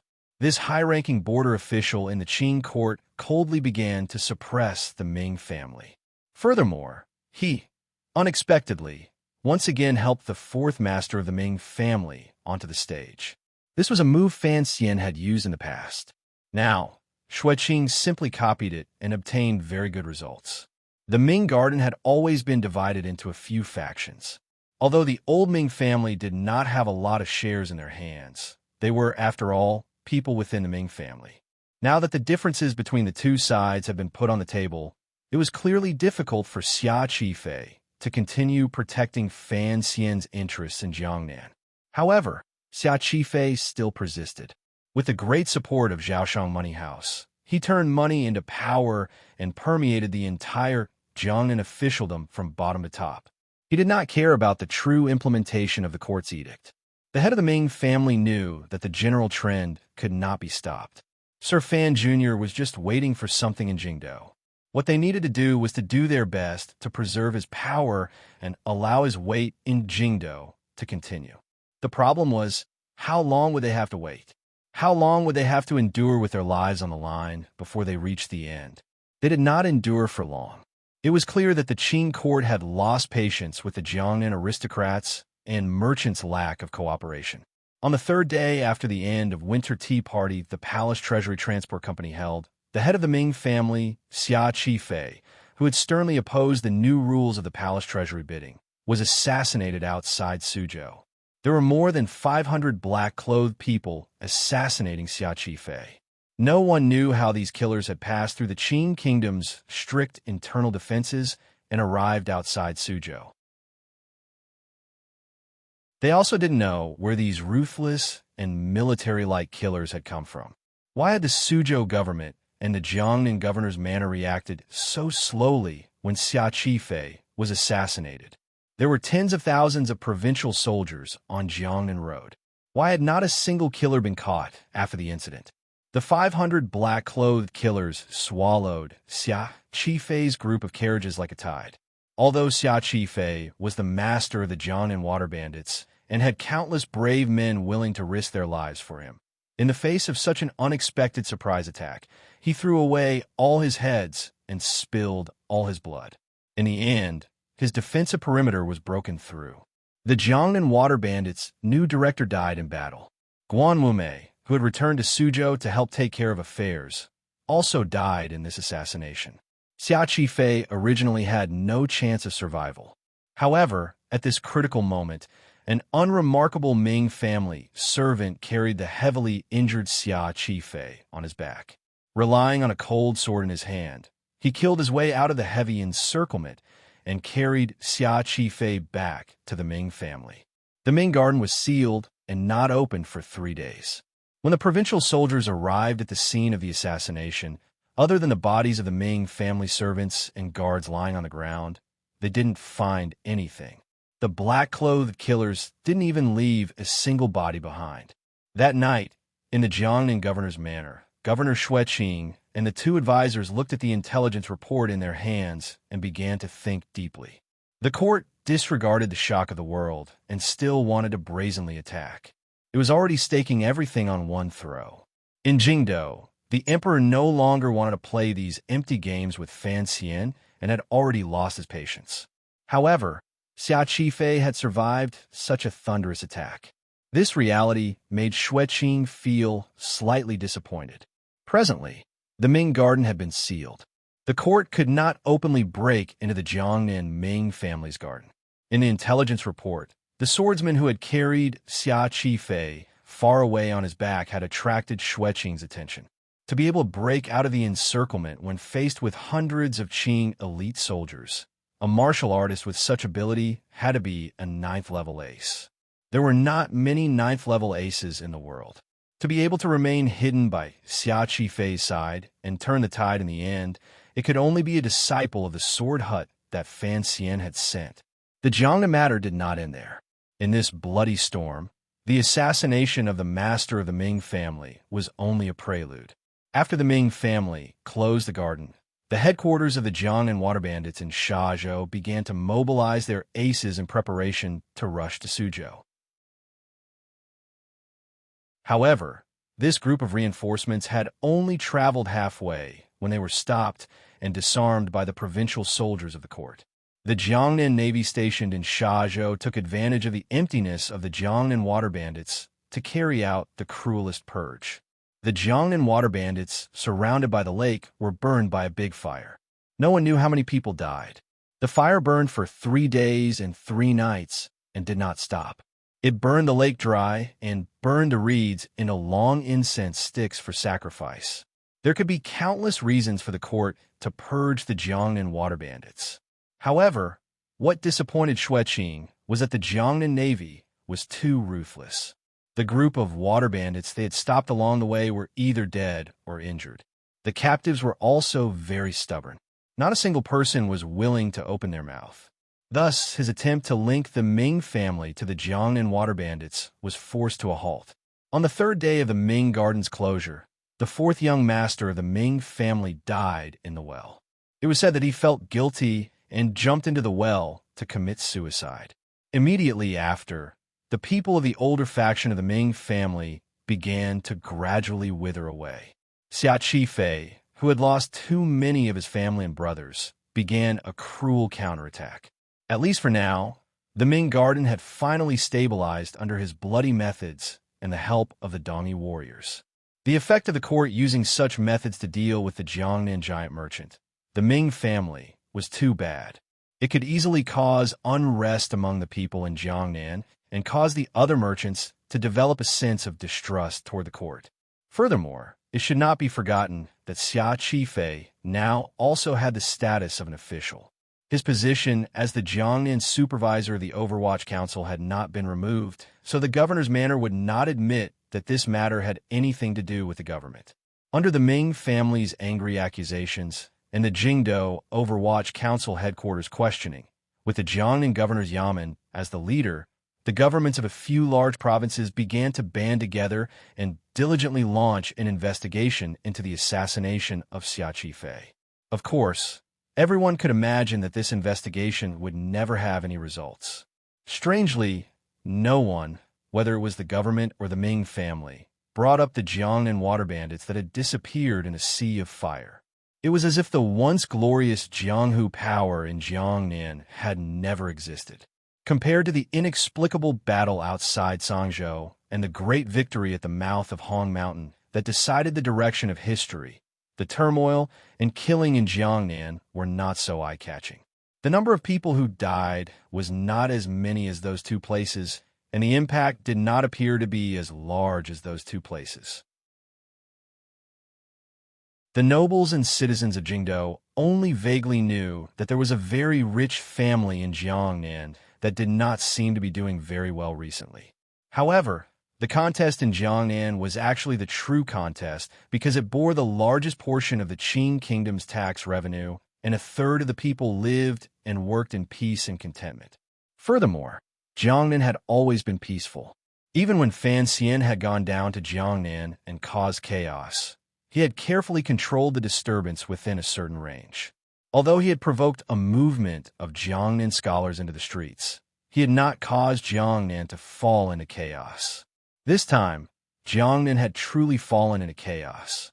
If Xia Qifei had not luckily survived and used even more ruthless methods to soothe his sorrowful heart, perhaps Jiangnan would have already completely fallen into the court's control. Regarding this, it could only be said that Fan Xian's luck in this life was indeed good. The trust he had placed in his trusted subordinates had completely exceeded the returns. The Cold War between the Emperor and Fan Xian became a hot battle in 3 important places. Other than these 3 places, something else happened outside Yingzhou. However, this matter did not attract too much attention. Su Wenmao, an official of the Overwatch Council and the head of the Palace Treasury Transport Company who had been stripped of his official position by the court and escorted back to Jingdo for trial, passed through Yingzhou. When the group of prisoner carriages had just left Yingzhou, they were attacked by a group of mountain bandits. That day, countless officials of the Ministry of Justice responsible for escorting the criminal officials were killed or injured. Su Wenmao had one of his arms chopped off. In the end, whether he was alive or dead was unknown. Back then, the Yingzhou mountain bandit was actually Guan Wumei, right? That year, I took a boat down to Jiangnan. The first group I came into contact with was her. Then, through her connections, I found the 7th young master of the Ming dynasty, Xia Qifei. On the 28th of the 12th month of the 10th year of the Qing calendar, Jiangnan's intelligence finally arrived at the Fan Manor through Baiwa Brothel. Fan Xian looked at the intelligence report in his hand and was silent for a moment. He then said, the Jiangnan water bandits had long been secretly recruited. The focus of the Hangzhou Conference has always been in Yingzhou. The tragic scene after the river burst its banks has long disappeared.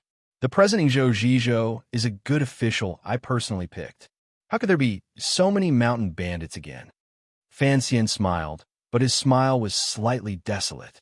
He turned his head to glance at Lin Wan and said, you and I have struggled for so many years, but it still can't compare to the Emperor's unreasonable and blind killing. When Fan Xian had come down to Jiangnan, he had passed by Yingzhou and found that the people's livelihood was difficult. Later, the palace treasury was rejuvenated. The court's national treasury was filled, and the palace treasury was plentiful. At the first moment, the Hangzhou conference that Lin Wan hosted began to throw silver into the poor provinces on both sides of the Yangtze River. At that time, there There was Fan Xian and Princess Chen's reputation holding the line. There was also the Overwatch Council's sinister surveillance, so there were no officials who dared to take silver from it. The people's livelihood in Jiangnan should be better than before. The Soar Hut sent a total of 6 people down to Jiangnan. I left 3 in the palace treasury because that is the most important place. The other 3 are mainly responsible for Xia Qifei and Su Wenmao's safety. I don't want these people following me to all die, Fan Xian said expressionlessly. Even so, such a big problem still occurred.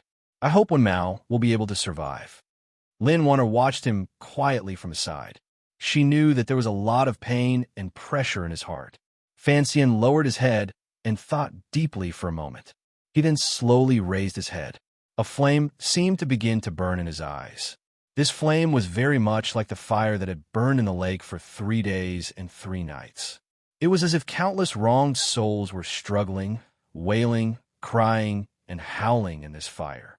The situation in Jingdou was also full of bitter wind and rain. Yin Bingyun was still in Dingzhou dealing with the matters of the Qingzhou battle. Even though he had already left Dingzhou, he still had to spend some time on the road. It was during this time that the Imperial Censorate took the opportunity to begin its pressure on the Overwatch Council.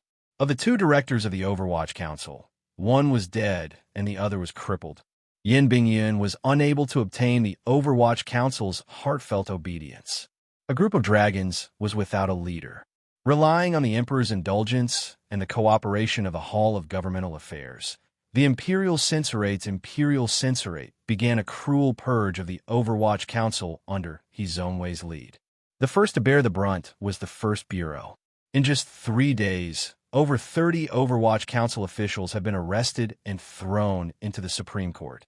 It was rare for the seemingly gentle civil officials to have a chance to act against the Overwatch Council. They would not be polite. The various torture devices in the prison all began to take effect. Defeated, Fan Xian had lost. He lost again and again until he was utterly defeated. Fan Xian knew he was wrong. The Emperor was like Dong Mountain. Even if he created countless storms under heaven, as long as this mountain did not fall, the Qing court would not fall into chaos. No matter how big the storm, it would still be cold. The secret news that came from the Heavenly Palace was like the last straw that pressed down on Fan Xian's heart, forcing him to immediately make a choice. A beauty that had been chosen to enter the palace was said to be pregnant with a dragon's seed. Hearing this news, Fan Xian couldn't help but smile coldly. It looked like the celery's demon-killing effect was indeed not very effective against a monster like a great grandmaster. Xia Qifei is having a difficult time in Jiangnan. If I still don't act, he won't even be able to protect himself, much less support me. Fan Xian narrowed his eyes slightly. The more of my power I lose, the more ruthless the Emperor's methods will be. This is a matter that complements each other. At the beginning, he will come slowly, but my counterattack power will become smaller and smaller. His worries will also become less and less, and his methods will become more and more crazy until he finally turns me into a loner. The court's actions in Jiangnan are actually very unwise, Lin Wan said in a quiet voice. Anyone with eyes knows what the Ming family's predicament is. The court's actions this time are too obvious, and the methods they use are too bloody. I'm afraid the Jiangnan merchants will be at odds with each other from now on. Not only is it unwise, it can even be called stupid. However, it is very clear that the Emperor does not care about this. He only cares about using the shortest amount of time to completely destroy me and shatter any hope I have. Fan Xian's expression was wooden. For some reason, it seems that he is also somewhat anxious. Lin Wanner looked at him. Her heart trembled slightly. Although the husband and wife did not say anything explicitly, she only needed one look to know what he was thinking in his heart. Particularly under such circumstances, his expression was enough to prove his thoughts. Just like this, 2 clear streams of tears flowed out from Wanner's eyes. She stared at Fan Xian in a daze and said in a trembling voice, "But what can you do?" Fan Xian was silent for a long time. He then gently pulled her into his arms and held her as gently as if he was holding a child. In a quiet voice, he said, Although I have lost again and again and appear to have no power to retaliate, it actually proves something that I really want to know. The Emperor is, in the end, old. He is no longer as patient as he was in the past. He is steady and cold to a frightening degree and doesn't give people any chances. Fan Xian lowered his head and said by his wife's ear. Fan Xian lowered his head and said by his wife's ear, after taking off that dragon robe, the Emperor is more like a normal person. Perhaps this is my opportunity. Time changed. Fan Xian did not have time to wait for the black-shrouded relative to return from the world of ice and snow. If he truly continued to wait like this, even if the Emperor continued to resist killing him, even if he waited until Uncle Wu Zhu returned, at that time, everyone he cared about would probably all die, just like the people in the Zhang and Water Bandits, Guan Wu Mei, Su Wen Mao, and the officials in the Overwatch Council. He had a counterattack. Furthermore, he did indeed have a secret in his hands that even the Emperor did not know about. However, he knew that once the counterattack regarding the palace treasury truly began, there would be no turning back between Fan Xian's faction and the person in the royal palace. Perhaps the entire Qing kingdom would sink into chaos because of this. If Fan Xian lost, countless people behind him would probably die. Fan Xian did not have the confidence to defeat his emperor. When he bravely stood out with his life as the price, he had to leave a path of retreat for the family and friends he cared about. After that autumn rain, he no longer cared about his own life and death, but he still cared about the life and death of others. Because of this path of retreat, the Fan Manor was quiet for a long time after the 28th of the 12th lunar month. The atmosphere was oppressive for a long time. Even the two little children seemed to have noticed their father's strange emotions and no longer dared to make a loud noise. Because of this path of retreat, the Fan Manor was quiet for a long time after the 28th of the 12th lunar month. The atmosphere was oppressive for a long time. Even the two little children seemed to have noticed their father's strange emotions and didn't make any loud noises. After a very tasteless New Year, Fan Xian casually ate some dumplings and shut himself in the study. He shut himself in for 7 days. It was not until the 7th that he came out of the study. Everyone in the manor was waiting outside the study. Lin Wanner stood to the side and looked at him worriedly. Cece brought a bowl of ginseng soup to his hands. Cece's heart skipped a beat. She suddenly felt an ominous premonition, but she bit her lips tightly and did not make a sound. She believed that the young master she had watched grow up was not immortal. No matter what kind of predicament he faced, he would easily solve it, just like he had in the past 20 years. On the 7th day of the new year, classes began at the Imperial College. After washing up, Lin Wanner helped him tidy up his clothes and sent him to the main entrance of the mansion. On the way there, her hands trembled slightly. The morning sunlight broke through the cold clouds that had sealed the capital for a long time and shone down coldly. Lin Wanner stared at Fan Xian's handsome cheek in a daze. She didn't know if she would ever see it again. Suddenly, she saw a strand of white hair on Fan Xian's temple, shining in the morning light. She couldn't help but feel her heart wrench in pain. She tried her best to remain calm as she asked, "Have you figured anything out after thinking for 7 days?"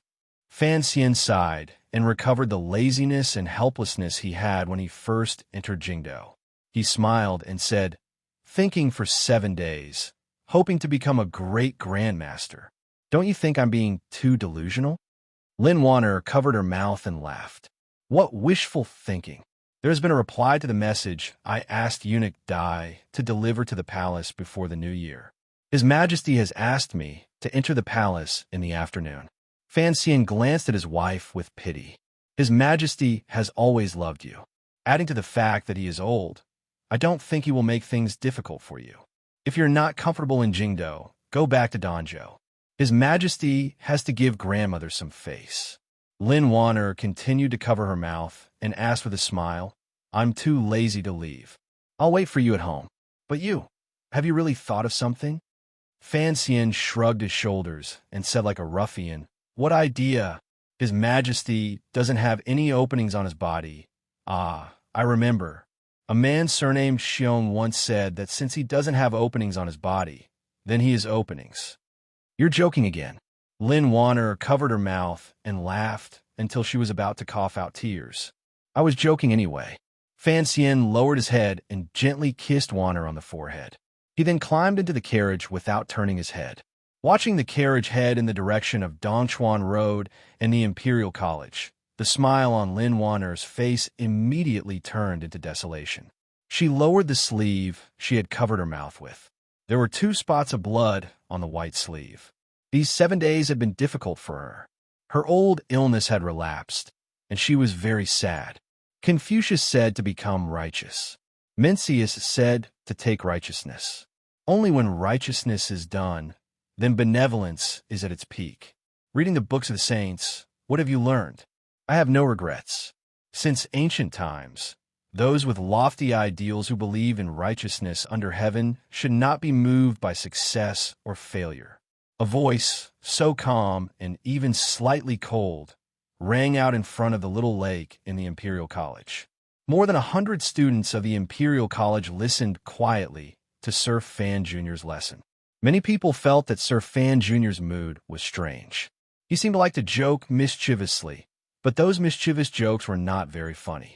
Many people felt that Sir Fan Jr. had something on his mind. The scholar watched this scene quietly from under a large tree. His old heart was comforted. He thought he knew what Fan Xian was worried about, so he was comforted. It was the 7th day of the new year, the first class of the Imperial College. In the afternoon, the emperor would summon Fan Xian into the palace. The upper echelons of the Qing court all knew that it was Fan Xian who had invited them into the palace this time. Naturally, the scholar thought that under the emperor's repeated blows and in front of the great battle results the Qing kingdom had achieved, Fan Xian had admitted defeat. Thinking of the Qing kingdom ruler and officials being of one mind, father and son of one mind, unifying the world and living in harmony, the scholar felt incomparably comforted. He didn't even pay attention to the specific contents of Fan Xian's lesson. Kong is not Jiu Kong pretending to be Wang Li Hong. It is not Kong Ming waving a fan, and it is even less likely to mean eye-catching. Mencius, I don't really like this person because he likes to argue too much. He is similar to me. Fan Xian smiled as he lectured to the 100 Imperial College students by the lake.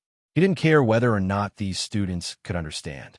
There were indeed collections of classics and history in this world, but there were no Confucius, Mencius, or many other philosophers.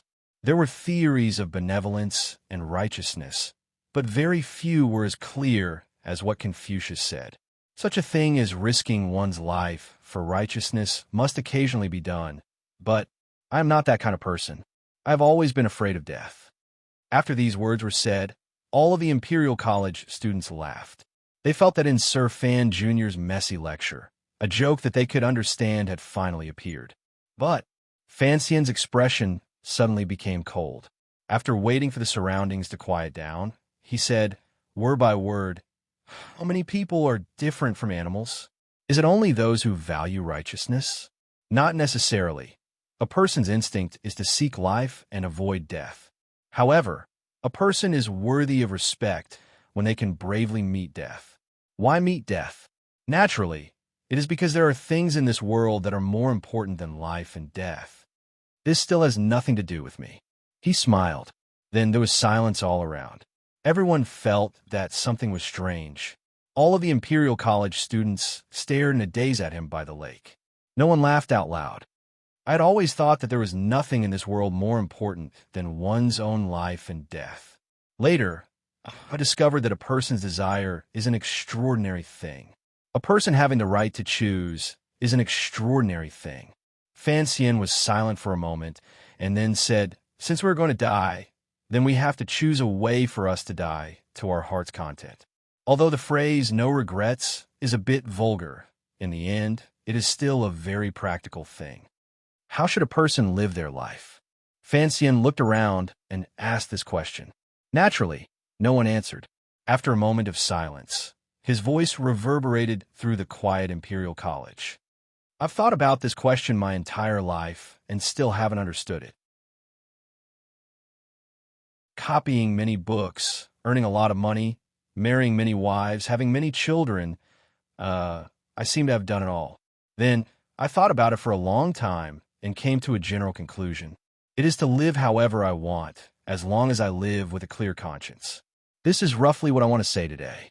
After saying this, Fan Xian left the Imperial College and sat in the lonely black carriage, leaving behind a group of confused and baffled young Imperial College students looking at each other, as well as Hu the scholar, whose expression had changed dramatically after he finally understood what Fan Xian was saying.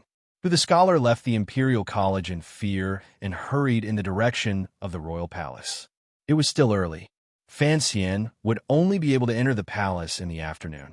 He hoped he still had time to say something to the emperor, advise him, and prevent something from happening.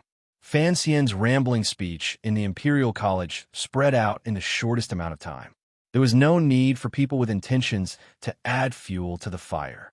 In reality, all of Jingdo, those sensitive people, had been waiting for this Jingdo idler's reaction. In contrast to all of these people's hurried nervousness, Fan Xian was very calm. There was still some time before he entered the palace. He arrived at Xinfeng restaurant and began to enjoy the rare, perhaps last, enjoyment of the winter, a few steaming baskets of jitong buns, as well as the Bao, who had a bun face on the side of the table.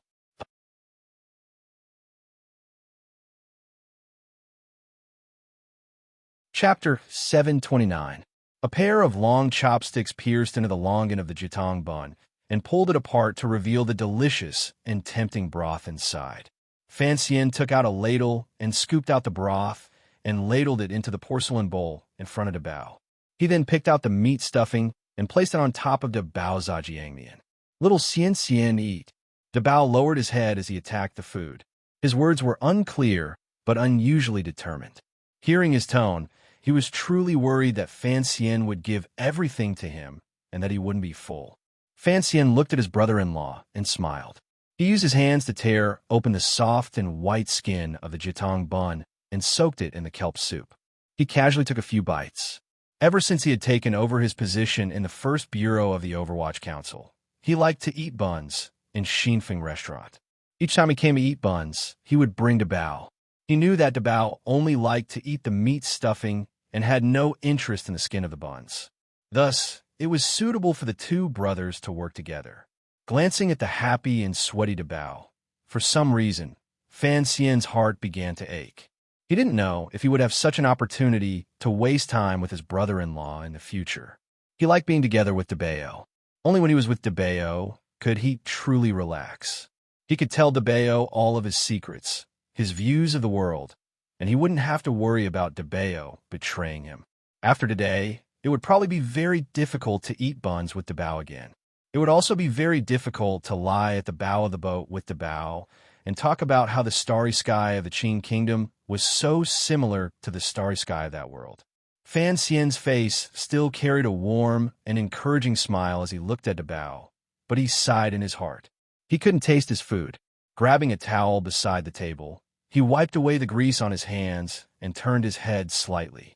Separated by the railing of the second floor of Xinfeng restaurant, he looked at the two yamens across the street. The Supreme Court of the Qin Kingdom and the first branch of the Overwatch Council were both across the street from Xinfeng restaurant. Today was the 7th day of a new year. It was the first day of duty for court officials after the end of the year. On this day, other than the interaction between the various departments, the exchange of well wishes, and the exchange of red packets, there were actually no important political matters that needed to be handled. Inside a yamen, everyone was basically having a tea party. From the main official to the lowest level of scribes, everyone was holding a teapot, eating melon seeds, and chatting leisurely. This was the custom of the entire world's officialdom. Even the one in the palace knew this. After all, it was the atmosphere of the new year. When on duty, it was very idle and there was nothing to do. Naturally, the shift ended even earlier. It was clearly not time yet.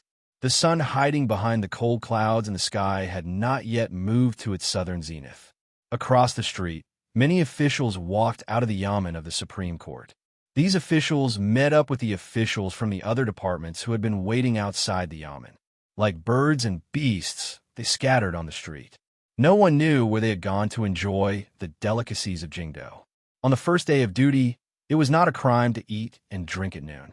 It was even possible that after getting drunk, they would return to their manners to rest in the afternoon. Different from the Supreme Court, the first branch of the Overwatch Council's yamen, which was clearly much more wretched and sinister, still had its doors tightly shut. There were no officials going in to do business, and there were no idle people walking around laughing and laughing. A depressing atmosphere that made one's head droop emanated from the courtyard. Fan Xian looked calmly at the familiar courtyard, which he had once controlled with one hand. He knew very well why it was like this. The Overwatch Council was facing a bleak storm.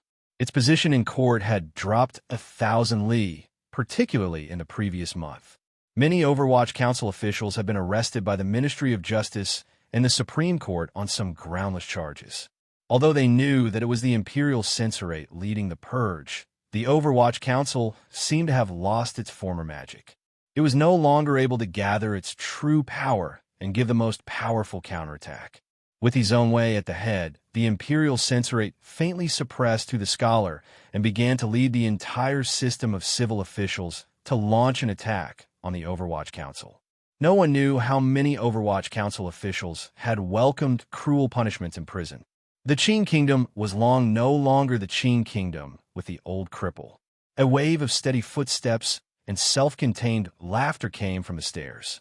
About 7 or 8 officials walked up from downstairs.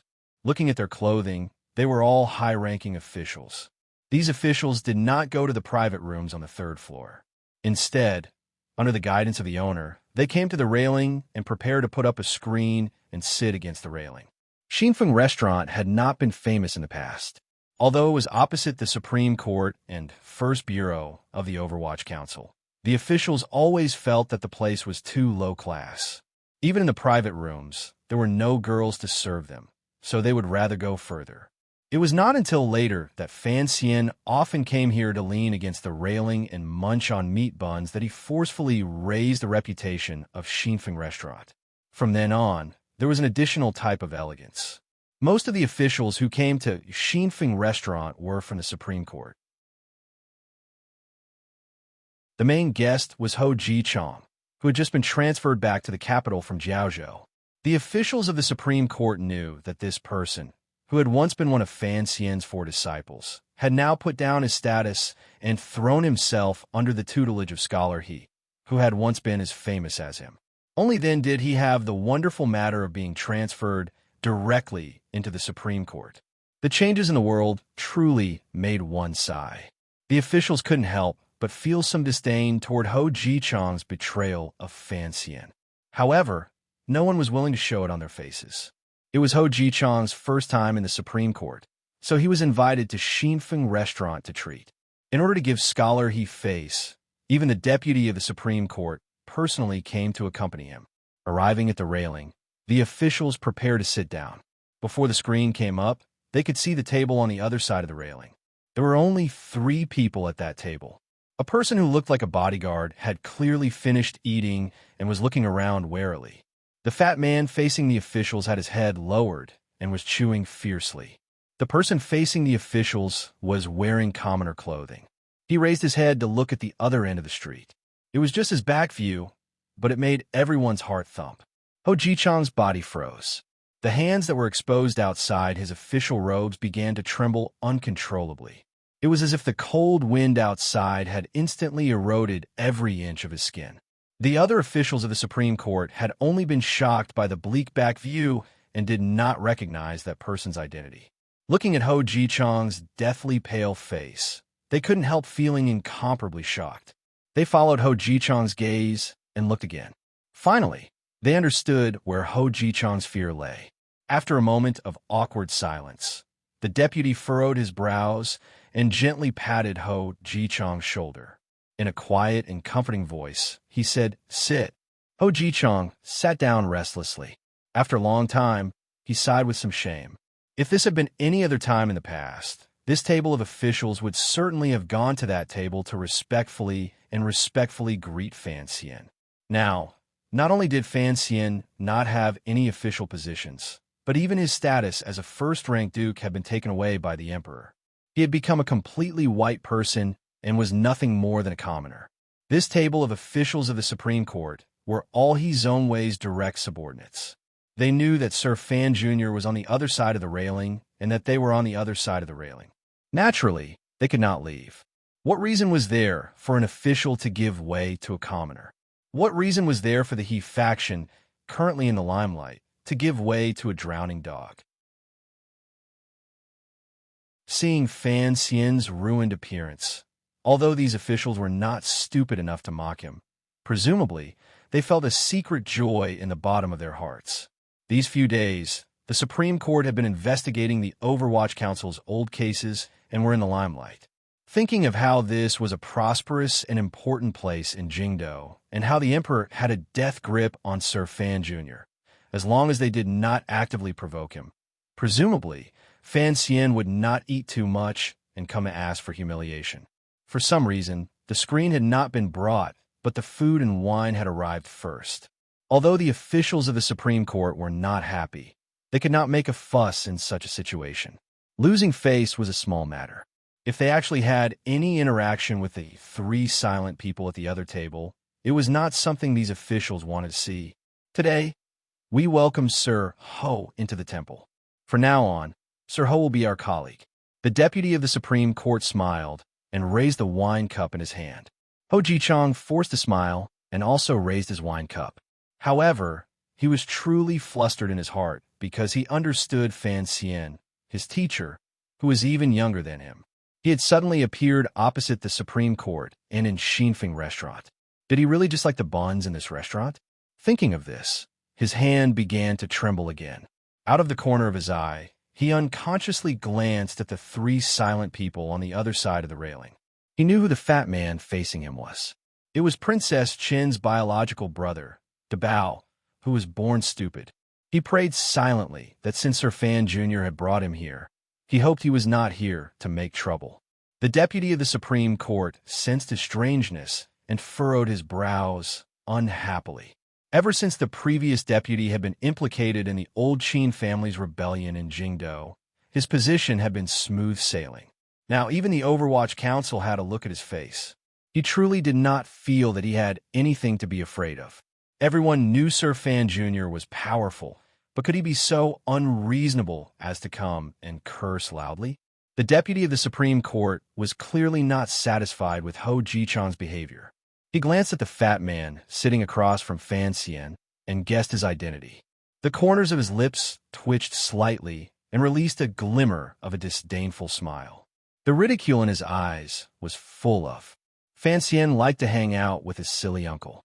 This was something everyone in Jingdo knew, but it was also something the officials looked down on, although this deputy did not, and did not dare to say anything to that side in mockery. The expression on his face revealed everything. The second matter is to welcome Sir Gua, who has finally returned from Jiangnan and has re-entered the imperial censor of the left. After these words were said, the banquet immediately became lively. The imperial censor of the left was a rather important position. Sir Gua smiled boastfully and raised his cup of wine in a toast. However, when his gaze landed on the other side of the railing, just like Ho Jichong, his expression became rather unnatural. Imperial censor Gua's surname was Guozheng. He was the person who had wanted to punish Fan Xian in the Jingdo government. Now that so many years had passed, the people of Jingdo had probably long forgotten this matter. However, Guozheng believed that Fan Xian would not forget, and he would not forget, because in the Jiangnan Palace treasury matter, Guozheng had also stood against Fan Xian. The wine hadn't gone through 3 rounds when the 3 silent people on the other side of the railing had already finished eating. Fan Xian held the Bao's hand and walked toward the stairs. Tung Zijing followed silently behind. If the 3 of them wanted to go down, they had to pass the table where the officials were gathered. Unexpectedly, the officials at this table all quieted down at the same time with a glimmer of nervousness, waiting for the young master to quickly leave. However, Fan Xian did not leave. Very naturally, he came to the side of this table and looked at the officials with a slight smile. Seeing that the situation was not right, the deputy of the Supreme Court smiled awkwardly and stood up. Raising his hands in a salute, he said, "So, it is Sir Fan Jr." Only after he said the word, "I," did he realize that something was wrong. The other party was already a commoner. As a proper deputy of the Supreme Court, how could he say "I"? The deputy stopped his mouth and steeled his heart. With a forced smile, he said, "Would you like to sit together?" Fan Xian smiled and shook his head. Ho Ji-chang had already stood up in fear. Lowering his head, he bowed toward Fan Xian. Cold sweat soaked through his back, but Fan Xian did not even glance at him. It was as if he did not exist. It was this kind of disregard that made everyone at the table feel a glimmer of coldness. Fan Xian did not look at Ho Ji-chang. He looked at the new imperial censor of the left beside him, Guozhang. In a quiet voice, he said, 3 years ago, I was very curious. I exiled you to Jiangnan, making you uneasy day and night. Later, when the Jingdo rebellion occurred, you were clearly a Xinjiang person, so why did the emperor not issue an edict to punish you? Later, I understood. You saw that the situation was not right, so you abandoned my poor mother-in-law and used your old friendship in the imperial censorate to hug He Zhongwei's thigh. Fan Xian smiled and shook his head with a sigh. He Zhongwei, that bastard, is a servant of 3 surnames. Naturally, you, a fence-sitter, learned everything from him. Presently, He Zhongwei was an important figure in court. With Fan Xian's cutting words, all of the officials at the table could not sit still. Abruptly, they stood up and prepared to scold him. I was wrong. He Zhongwei is not a servant of 3 surnames. The previous masters he served were all surnamed Li. Fan Xian shook his head. It should be said that he is a loyal dog of the Li family. The deputy of the Supreme Court finally couldn't resist and said something with a cold expression. However, Fan Xian seemed to not have heard it. He only looked coldly at the trembling Guozhang. Enunciating each word, he asked, "For you to be transferred back to Jingdo to take up the post of imperial censor of the left, presumably you have performed a great service in Jiangnan. I was wondering if the deaths of my subordinates in Jiangnan had anything to do with you?" Guozhang steeled his heart and said in a cold voice, "I am carrying out my duties by imperial edict. Does Sir Fan Jr. have any objections?" "Very good. You finally have some backbone. This is what an imperial censor should be like," Fan Xian slowly said. "I knew you were entering the capital today, so I made a special trip here to wait for you." The atmosphere in Xinfeng restaurant immediately became like the calm before a storm. It was so quiet that it made one's heart palpitate, especially waiting for Guozhang. What did this mean? Although, until now, no one believed that Fan Xian would risk universal condemnation and do something to disgrace the court in such an important place in Jingdo. Looking at Fan Xian's increasingly indifferent face, everyone felt a glimmer of coldness and fear. There were not many guards following these officials in a Xinfeng restaurant. After all, no one would have thought that such a major incident would occur right across the street from the Supreme Court. Feeling the strange atmosphere upstairs, a few guards rushed up and watched the scene nervously. Fan Xian smiled. The deputy of the Supreme Court smiled awkwardly along with him. Guozhang smiled very awkwardly. Then, a plate of food landed directly on Guozhang's face. Vegetable juices and broken porcelain flew together. At the same time, the imperial censor's face split open, turning into countless rays of light that sprayed out. What sprayed out at the same time was the fresh blood that sprayed out from Guozhang's face. Fan Xian pulled back his hand and pressed it against the back of Guozhang's head, pressing it directly into the hard pearwood table. Such a hard table forcefully pressed a head made of flesh and blood into it. With a crack, a few fine cracks appeared on the surface of the pearwood table. Guozhang's cervical vertebra was completely broken. Blood seeped out from the gap between his facial bones and the pearwood table like black water. He didn't even have time to grunt. Sir Guozhang, who had just performed a great service for the court in Jiangnan and had returned to Jingdo to take over as the imperial censor of the left, was slammed into the table by Fan Xian's palm and became a dead man. There was a death-like silence. Everyone present stared stupidly at the deeply sunken head on the table and the table full of blood mixed with vegetable juices. They were speechless because no one dared to believe the scene they saw. Everyone thought it was an illusion. Killing on the street, killing an official of the court, killing an imperial censor of the left in front of so many officials. This was something that had never happened in Jingdo before. It was also something no one could imagine. No one could react at all. They only watched this scene as if they were watching an absurd play. Finally, an official reacted. He let out a terrified scream. Then his eyes rolled back and he fainted. The guard charged over and attacked Fan Xian. However, there were only a number of muffled thuds. A few fainted bodies appeared on the wooden boards of the second floor of Xinfeng restaurant. Fan Xian continued to stand quietly by the table as if he had never attacked. The deputy of the Supreme Court extended a trembling finger and pointed it at Fan Xian. It was as if he had seen a demon from the netherworld suddenly walking under the sunlight. He couldn't say anything. His throat only made pitiful whimpering sounds. Fan Xian's eyes were expressionless.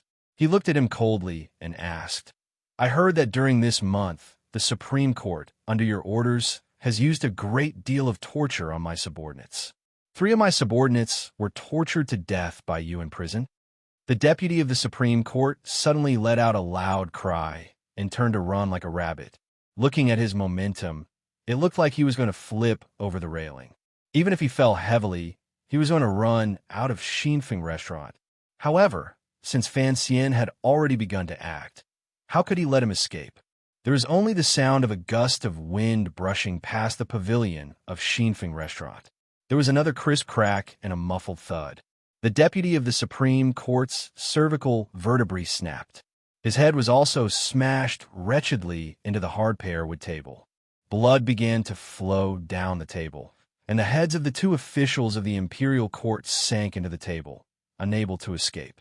Their corpses were half kneeling on the ground, and the tips of their feet, which were wearing thick boots, were still twitching. It was a horrifying scene. Killing 2 people on the street filled Xinfeng restaurant with the cries of ghosts and wails of deities. However, Fan Xian's expression did not change. He turned around. A waiter from Xinfeng restaurant had unknowingly appeared behind the crowd and handed over a steaming hot towel. Fan Xian accepted the towel and carefully wiped his hands. He then threw the towel to the ground with some disgust. Holding to Bao's hand, he walked down the stairs and said to the waiter, "You can begin." From the moment Fan Xian walked to this table to the moment he used the cruelest method to kill the 2 court officials to the moment he walked down the stairs and left, he did not glance at Hou Jichang. With a pale face, Hou Jichang's lips trembled. He withdrew his gaze from the stairs and looked at the 2 corpses. Looking at the blood flowing on the table, he didn't know whether it was brain or bean curd. Endless fear took over his whole body. Finally, he couldn't help but bend over and vomit uncontrollably. Take Uncle back to the manor. Below Xinfeng restaurant, Fan Xian helped to bow onto the carriage and spoke to Tung Zijing. He then watched the black carriage head toward the south of the city.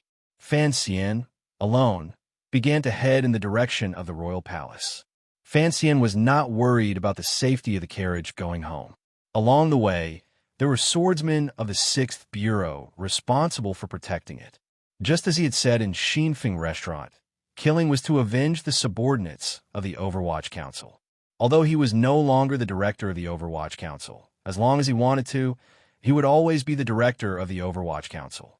The Shadow returned to Jingdo and reorganized the 6th Bureau assassins who had long been hiding in the dark. The arrival of Haitang, particularly 13th Wang, made it impossible for the royal palace to stop Fan Xian from reconnecting with the people loyal to him in the 8 bureaus of the Overwatch Council. The Overwatch Council was already in a state of turmoil.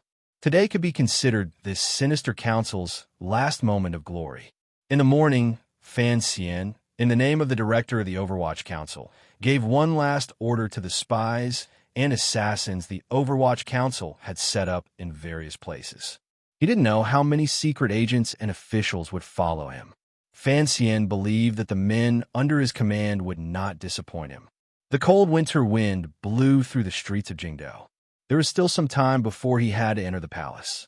Fan Xian walked alone along the streets toward the royal palace in the distance. Along the way, he looked at the Jingdao streets and greedily breathed in the air. It was as if he wanted to engrave all of this into his memory. Even if he died, he wouldn't forget it. Not long after Fan Xian left Xinfeng Restaurant, the first bureau of the Overwatch Council, which had its doors closed the entire time, suddenly came out. 100 black-robed Overwatch Council officials surged murderously into their old neighbor, and now their most despicable new enemy, the Supreme Court. It had to be said that the seventh day Fan Xian had chosen was indeed the best time. It was not yet noon, but the officials of the Supreme Court had long gone to enjoy themselves with the officials of the other departments. The Supreme Court's Yamen had no power to resist in front of these wolf-like Overwatch Council officials. This coincidentally matched Fan Xian's hopes that there wouldn't be too many Qing officials who would bleed because of this turmoil. The court officials who were going to die had their reasons for dying. They were all targets that Fan Xian had carefully chosen. The first bureau had entered the Supreme Court to rescue their colleagues who had been sent to prison by the court. Fan Xian walked through Chang Street and turned Shea Street. He bought a skewer of candied haws from a vendor and ate it with relish. Carelessly, he tossed a golden leaf. He couldn't be bothered to ask for change. He was very grateful to Jingdao's candied haws. Back then, it was because of the candied haws in that child's hands that he hadn't gotten lost in the Qing temple. At noon, the Minister of Revenue was entertaining guests in Yishir Tavern.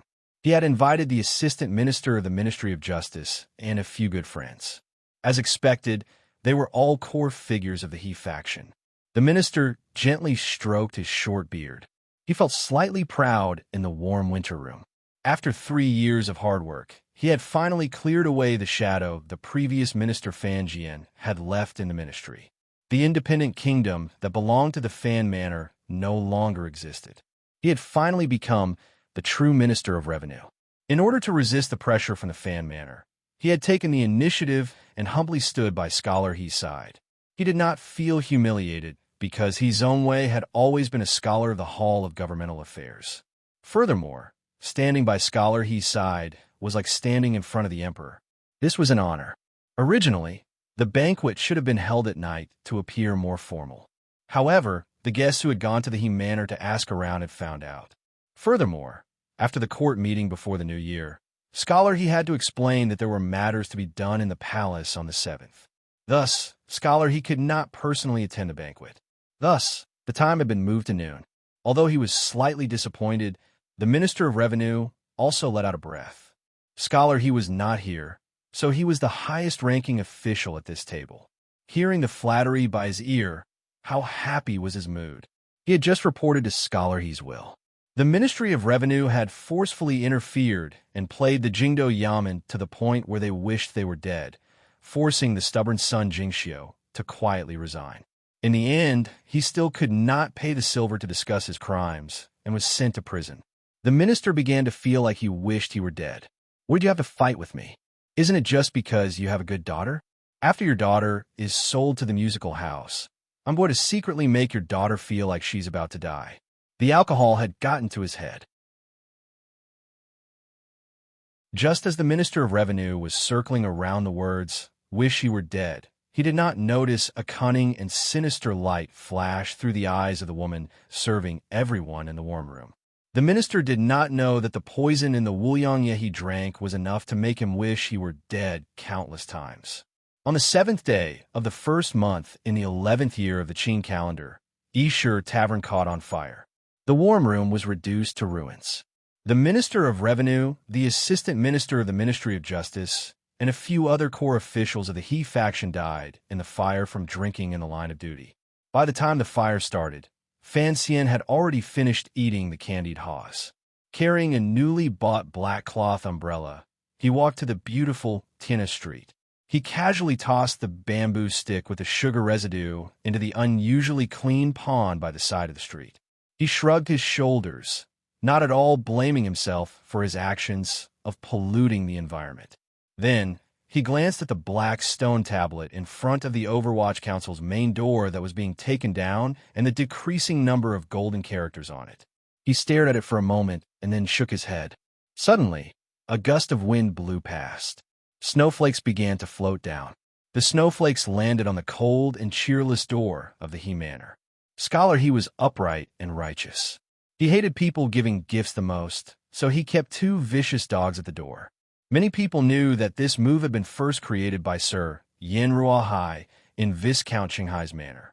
They couldn't help secretly mocking Scholar He for copying someone else's ideas. No matter what, these 2 vicious dogs had helped him gain a good reputation. The 2 dogs were angered by the slowly falling snowflakes and began to bark at the sky with all their might. What was the use of frozen dogs barking at the snow? The snow continued to fall slowly and steadily. With 2 sorrowful cries, the 2 vicious dogs fell dead to the ground.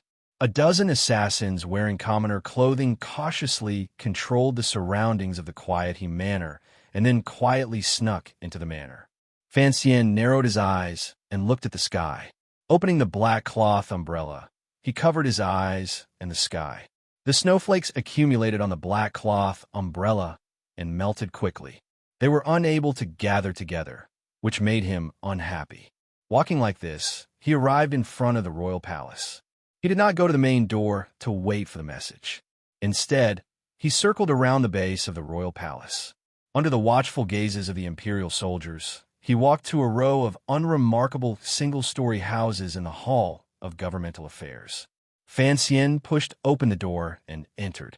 Dusting the snowflakes off his body and head, he carefully placed the black cloth umbrella dripping with snow at the door. Smiling at the dumbstruck officials inside, he said, "Long time no see." Scholar He, who was sitting on the heated Kong and reading all kinds of memorials, slowly raised his head and glanced at the uninvited guest at the door. His brows furrowed.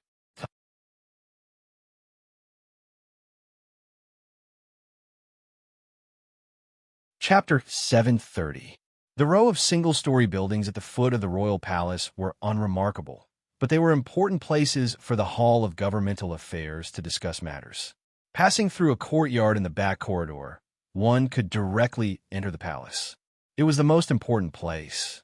The imperial army and guards guarded it tightly. Even when the rebel army had surrounded the palace, they had not thought of opening a gap from here, because there were still layers of palace walls behind the Hall of Governmental Affairs. In the blink of an eye, it had been almost 7 years since he left Danzhou in the spring of the 4th year of the Qin calendar. Other than the 2 years he had stayed intermittently in Jiangnan, most of the truly exciting, tense, and memorable times of Fan Xian's second life had been in Jingdou. His life and identity were different from most people in the Qin kingdom. He had entered the palace too many times. It was as easy and comfortable as going home. Regardless of whether it was his identity as the commissioner of the Overwatch Council or his identity as the emperor's illegitimate child, the restrictions of the palace did not exist for him. On the 7th day of a new year, Fan Xian strolled to the row of single-story buildings below the royal palace like he was taking a stroll. Although the new year had just passed, the Hall of Governmental Affairs was still busy.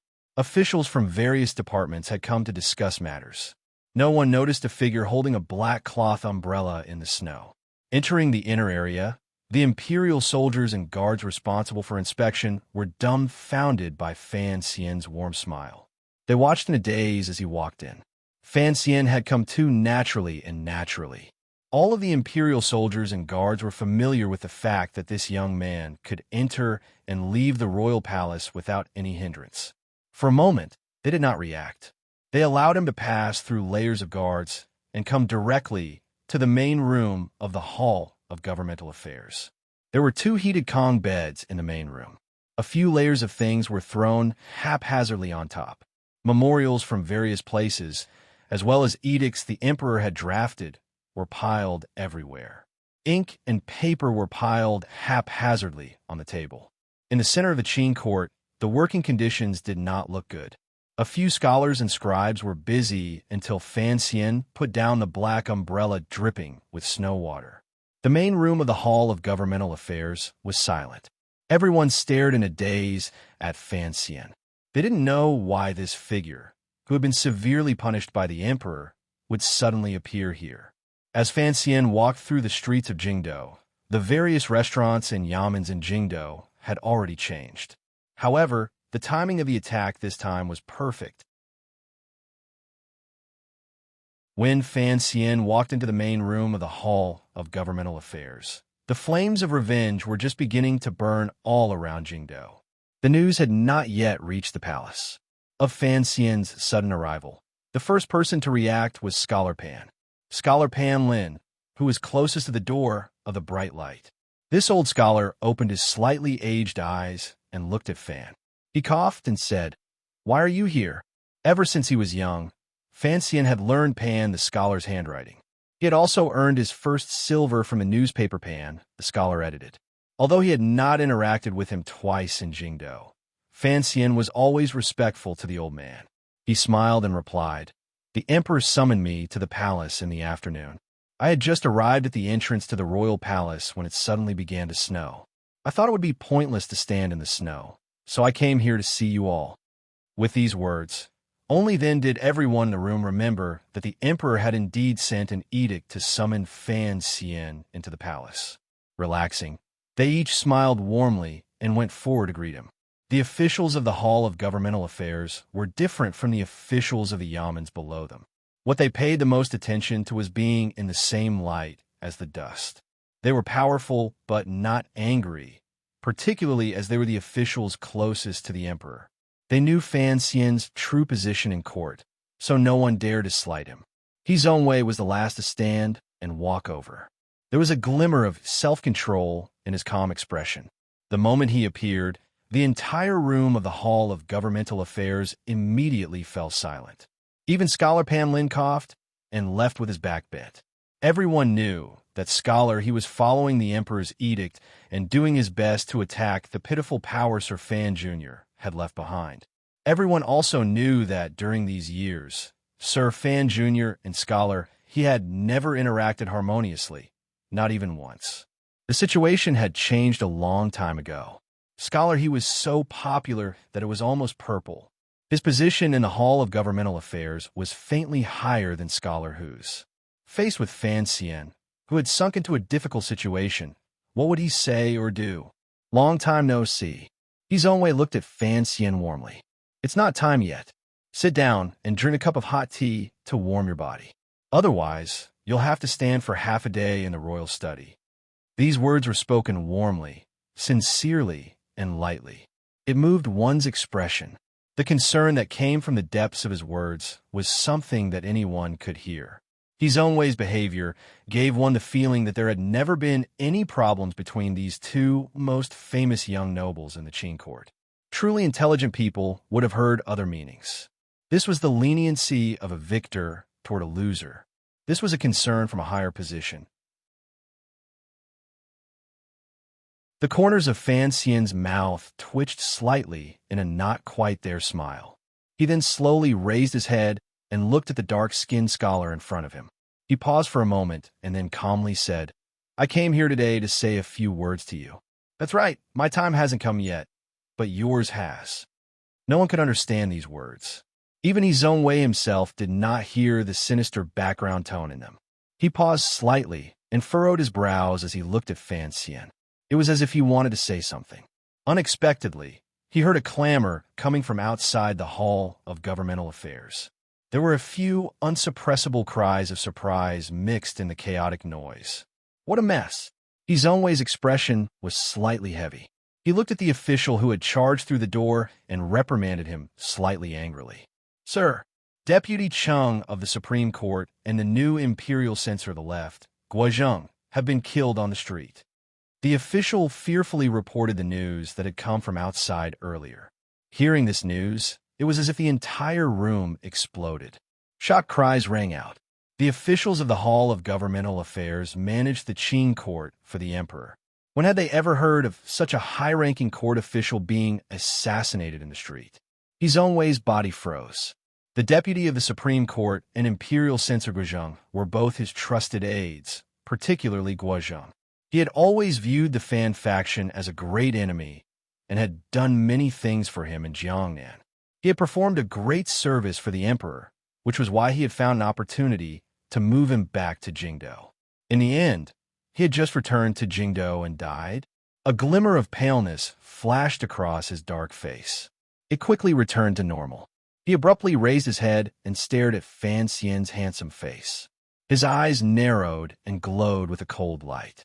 Without waiting for He Zongwei to open his mouth to speak, Fan Xian gently lowered his eyelids. Amidst the cries of surprise, he quietly said, "The Minister of Revenue is also dead, as are 2 vice ministers. This is the list I drafted. Take a look and see if you missed anything."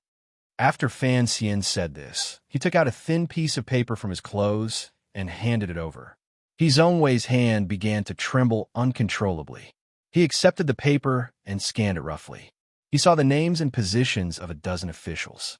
They were all his trusted aides. After Fan Xian handed the list to Scholar He, the entire room in the Hall of Governmental Affairs immediately fell silent. It was so quiet that one could hear a pin drop to the ground. Fan Xian carelessly rubbed his temples and inserted the thin needle between his fingers back into his hair. Calmly, he said, "I don't want to kill innocent officials, so please confirm. If these are all your people, then I can rest easy." The slip of paper full of names floated to the ground. The room was silent. At this moment, everyone knew that the bloodshed in Jingdo had been caused by Sir Fan Jr. However, they didn't know if what he said was true. Had all those court officials died today? He Zongwei understood Fan Xian, so he knew Fan Xian was not lying. Presumably, the names on the paper had already become a wisp of resentful spirit. He raised his head. His eyes burned with a venomous fire as he stared fixedly at Fan Xian. He didn't know why Fan Xian was doing this. Did he not know that doing this was a road to death? In this moment, He Zongwei felt a faint sense of pride. He had actually forced Fan Xian to this path of life and death. Why? Someone capture this murderer. Everyone thought that He Zongwei was going to angrily denounce Fan Xian's inhuman evil actions in front of the officials. No one had expected that halfway through his words, He Zongwei would yell out loudly. Using the fastest speed, he hid behind the officials. It was still He Zongwei who understood Fan Xian the best. Since Fan Xian had already disregarded life and death and had gone on a killing spree in Jingdo, he had the thought of fighting to the death. Seeing that Fan Xian had come to the Hall of Governmental Affairs to put down his umbrella before entering the palace, it was not just to use these dead people's names to mock and attack him. He wanted to kill him.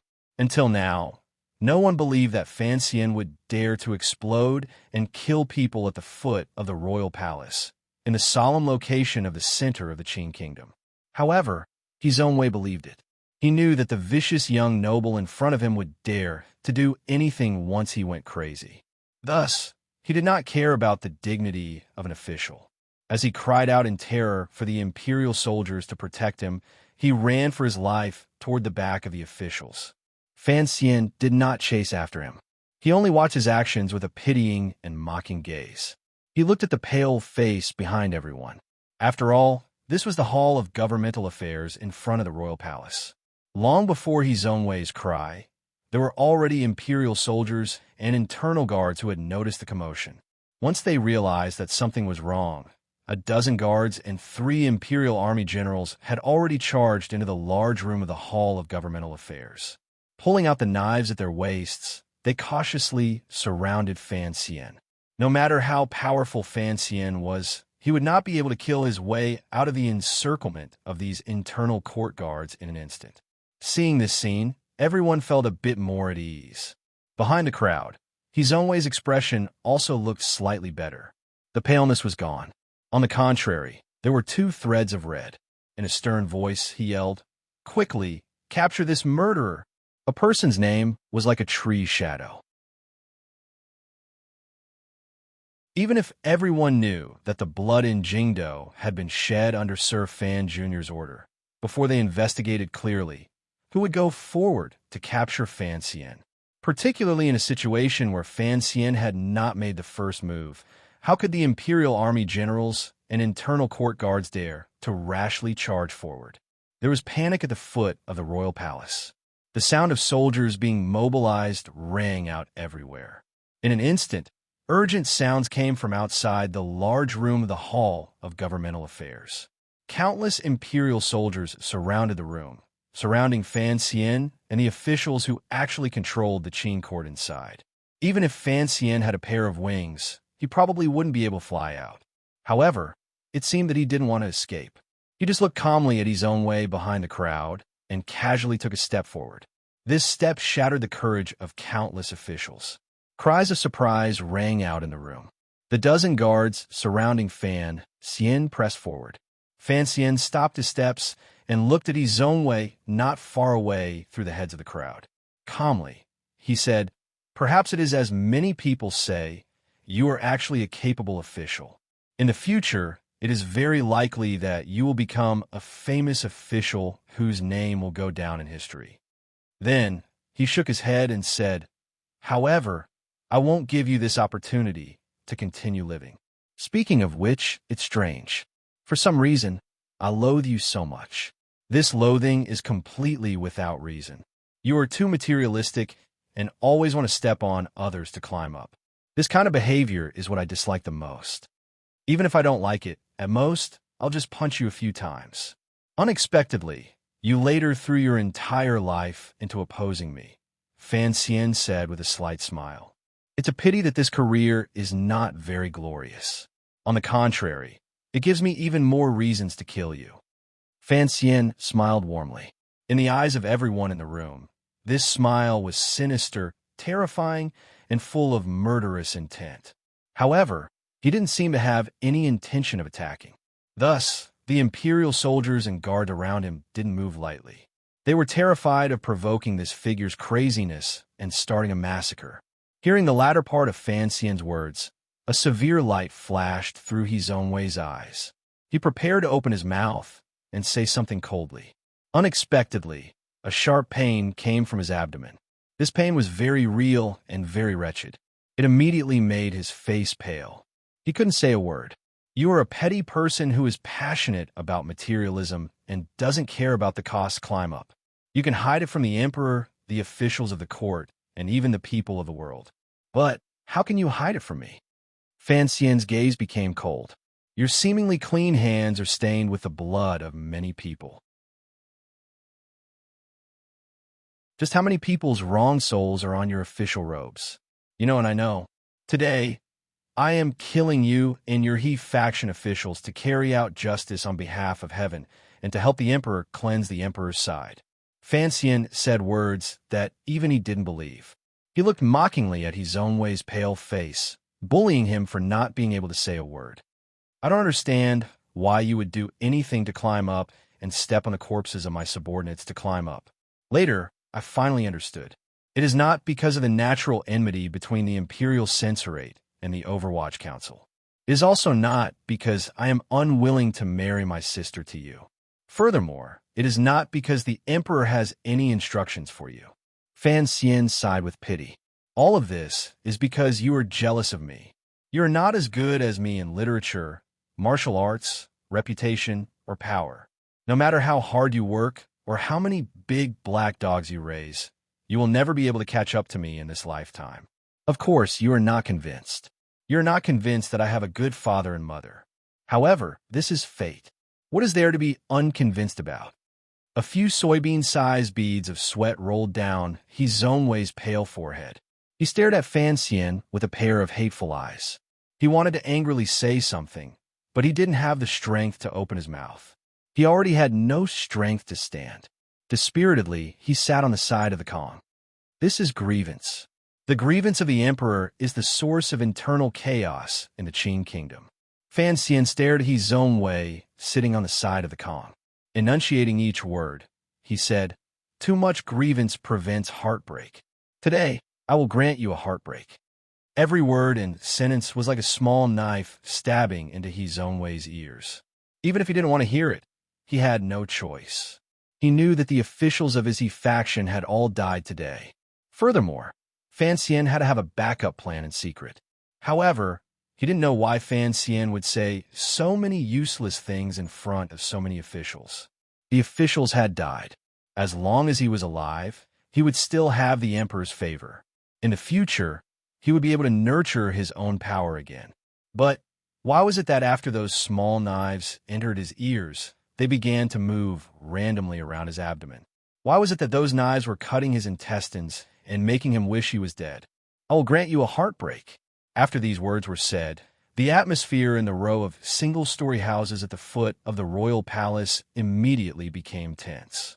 All of the officials scattered in all directions to avoid Fan Xian's storm-like attacks that might immediately appear. The imperial soldiers endlessly surged in from outside the house and formed into countless rows, blocking in front of his own way. The fully armored imperial soldiers formed a formation and squeezed the spacious hall of governmental affairs room until it was particularly cramped. They stared nervously at Fan Xian, who was alone. Just as the swords were drawn and the fight was about to break out at any moment, a mournful and urgent cry came from the courtyard of the Hall of Governmental Affairs against the royal palace walls. No! Who the scholar, covered in snow and water, charged in from the direction of the royal palace. After hearing Fan Xian's speech at the Imperial College this morning, he knew that something big was going to happen in Jingdo. He had rushed to the royal palace at the first opportunity. However, he had been delayed for a while. He only had time to say a few words to the emperor before he heard a eunuch report that court officials had mysteriously died in various places in Jingdo. Immediately after, there was an urgent report that Fan Xian had already killed his way into the Hall of Governmental Affairs. No one dared to stop Hu the Scholar. At such a tense moment, no one cared about his entrance. At most, a few officials of the Hall of Governmental Affairs saw Hu the Scholar rush to Fan Xian's side. They were worried that he would be injured by Fan Xian, this madman, and cried out in worry. Hu the Scholar paid no attention to these cries. He grabbed Fan Xian from behind and used his old life to drag Fan Xian back. In a loud and panicked voice, he yelled, "You're crazy!" In everyone's eyes, everything that happened today showed that Sir Fan Jr., whose talent in poetry had shocked the world, was clearly crazy. Otherwise, how could he trample on the dignity of the court and do so many heinous and treasonous things? If what had happened in Jingdo was not rebellion, what could it be? Hu the Scholar knew that just the matter of those officials being assassinated in Jingdo was enough to anger the emperor and send Fan Xian to eternal damnation. However, he still held on to Fan Xian with all his might, not letting him act. Killing a scholar in the Hall of Governmental Affairs was like spilling blood in front of the palace.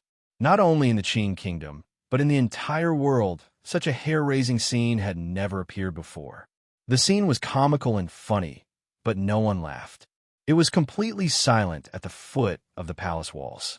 Everyone watched in fear as Hu the Scholar used his old and weak body to hold on to Fan Xian with all his might.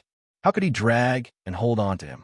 Fan Xian suddenly felt a glimmer of warmth finally grow in his icy cold heart. He smiled and lowered his head. Let go, it's already too late. Behind him, Hu the Scholar's body froze. Trembling, he loosened his grip and glanced at Fan Xian with disbelief. His own way, who had been hiding behind the crowd and sitting in fear on the edge of the Kong, suddenly retched and spat out a mouthful of black blood. The blood soaked through the robes of many officials in front of him. It was black and ugly. Cries of surprise rang out in the room. A few officials quickly went forward to support His own way and began to desperately call for a royal doctor. His own way's eyes began to dim, and his hearing also began to fade. He could not clearly hear what his colleagues beside him were shouting. He could only clearly feel the pain in his abdomen. Those little knives seemed to have successfully chopped his passionate and hot-blooded intestines into pieces. His own way knew he couldn't make it. He didn't know when Fan Xian had poisoned him. He also didn't notice the small needle mark on the little finger of his right hand. He just felt dissatisfied. He clearly had hot-bloodedness toward the world and the court. He was willing to shed his blood for a clear reputation. Why was it that in the end, what he spat out was a puddle of black blood? His blurry gaze searched for Fan Xian's cold face. There was great resentment and dissatisfaction in his heart. As an official, what was wrong with working for the emperor and the court? Was it to kill some people and betray some people? For thousands of years, hadn't people in officialdom always done this? Did Fan Xian not let innocent people die because of him? You didn't have to betray anyone because you were born to be the master, while we were born to be the servants. He Zhongwei wanted to angrily ask Fan Xian, "What right do you have to use those strange reasons to kill me? You're just a wastrel who doesn't see the big picture and only does things according to your own likes and dislikes." However, in the end, he couldn't say this question. The black blood, gushing endlessly from his lips, stopped him from speaking and breathing. Just before the royal doctor rushed over, the scholar and imperial censor, the most popular person in the Qin court these 3 years, He Zhongwei, died at the foot of the royal palace, in the yamen of the Hall of Governmental Affairs. He spat out blood and died with his intestines broken. During this process, Fan Xian had been watching He Zhongwei calmly and coldly, even callously. He watched him vomit blood, watched him struggle in pain, and watched him take his last breath. The expression on his face remained calm and did not change at all. He didn't know of He Zhongwei's resentment and dissatisfaction before his death. He didn't need to know. The officials who died on the 7th day of the 1st month in the 11th year of the Qin calendar, including He Zhongwei himself, were actually just preparatory work. He Zhongwei's death had nothing to do with his likes and dislikes. It was for the people he had to protect, for the people in Jiangnan, Shiliang, and Jingdou who had already died. This official the emperor had raised specifically to deal with Fan Xian had to die. This was just one part of the machine-like calm calculations. Fan Xian only needed to confirm this person's death. He didn't sigh too much in his heart. There was still time to sigh about things before he died. Who the scholar stared in a daze at He Zhongwei's body. He then turned his head heavily and looked at Fan Xian's icy face with an angry, disappointed, and dazed emotion. An icy voice squeezed out his chest. "Capture this murderer." He stood by Fan Xian's side, disappointed and angry. He gave the order to capture and even kill Fan Xian. He didn't care that Fan Xian could casually stretch out his hand and have him follow He Zhongwei in death. Naturally, Fan Xian would not kill him. He looked at Hu the scholar and smiled apologetically. Just as the imperial soldiers charged forward, the head eunuch of the internal court, Eunuch Yao, finally arrived at the Hall of Governmental Affairs. In a sharp voice and powerful Jinqi, he yelled, "The emperor has an edict to bring the traitor Fan Xian into the palace." The edict had finally arrived. Without question, this was an edict determined to take his life. However, the edict was for Fan Xian to enter the palace. Everything regarding the emperor and his illegitimate child could not be seen or heard by these officials in court. There was silence in the large room. Countless gazes turned toward Fan Xian's body. Fan Xian was silent for a moment. He then looked at Eunuch Yao and asked, "Should I tie him up?" Eunuch Yao was silent and didn't say a word. Fan Xian couldn't resist sighing. If he wanted to tie him up, no one could tie him up. However, the emperor's edict could easily turn his family and friends in this world into ropes they could never struggle free of. "I left my umbrella by the door. Don't let someone steal it." After Fan Xian said this, he followed Eunuch Yao deeper into the palace. Behind him, the officials still surrounded He Zhongwei's body in incomparable grief.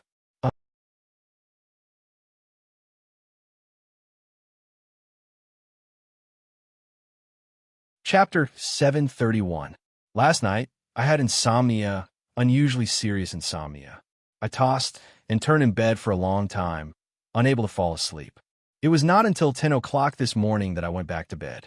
I slept for a few hours in a daze. Even now, my mind is still muddled. For an optimist like me, insomnia is actually a rare thing. However, since May of last year, it has happened to me. Everything is the fault of Qingyu. I can't help it. I will slowly write this chapter. There is still a long way to go before the end. The winter snow landed on the stone tiles and quickly melted. It was difficult to accumulate. The snowflakes that landed on the bright yellow glazed tiles were frozen in shape by the cold wind.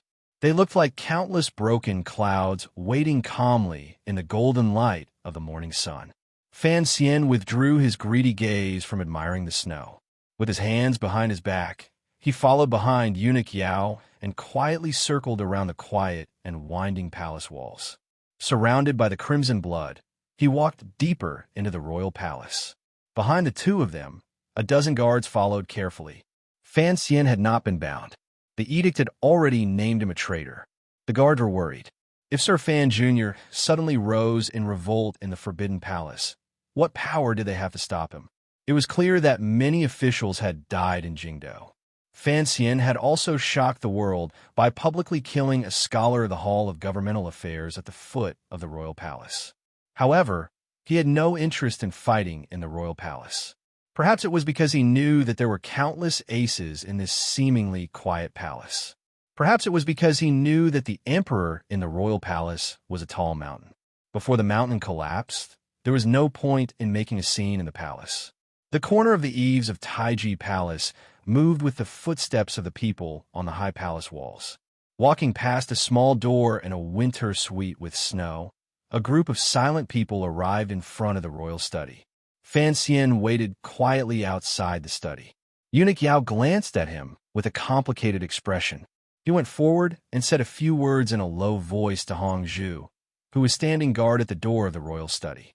His expression changed slightly. Turning back, he lowered his voice and said, "The emperor is waiting for you in the little building." Little building? Fan Xian's gaze did not land on Hong Zhu's face. He did not risk asking with his gaze in front of everyone. Instead, he forced a smile and said, "Then, let's go." Eunuch Yao waved his hand and blocked the dozen internal court guards outside the round stone archway. Alone, he led Fan Xian into the rear palace. Behind the two of them, the guards could not hide the nervousness, unease, and suspicion on their faces.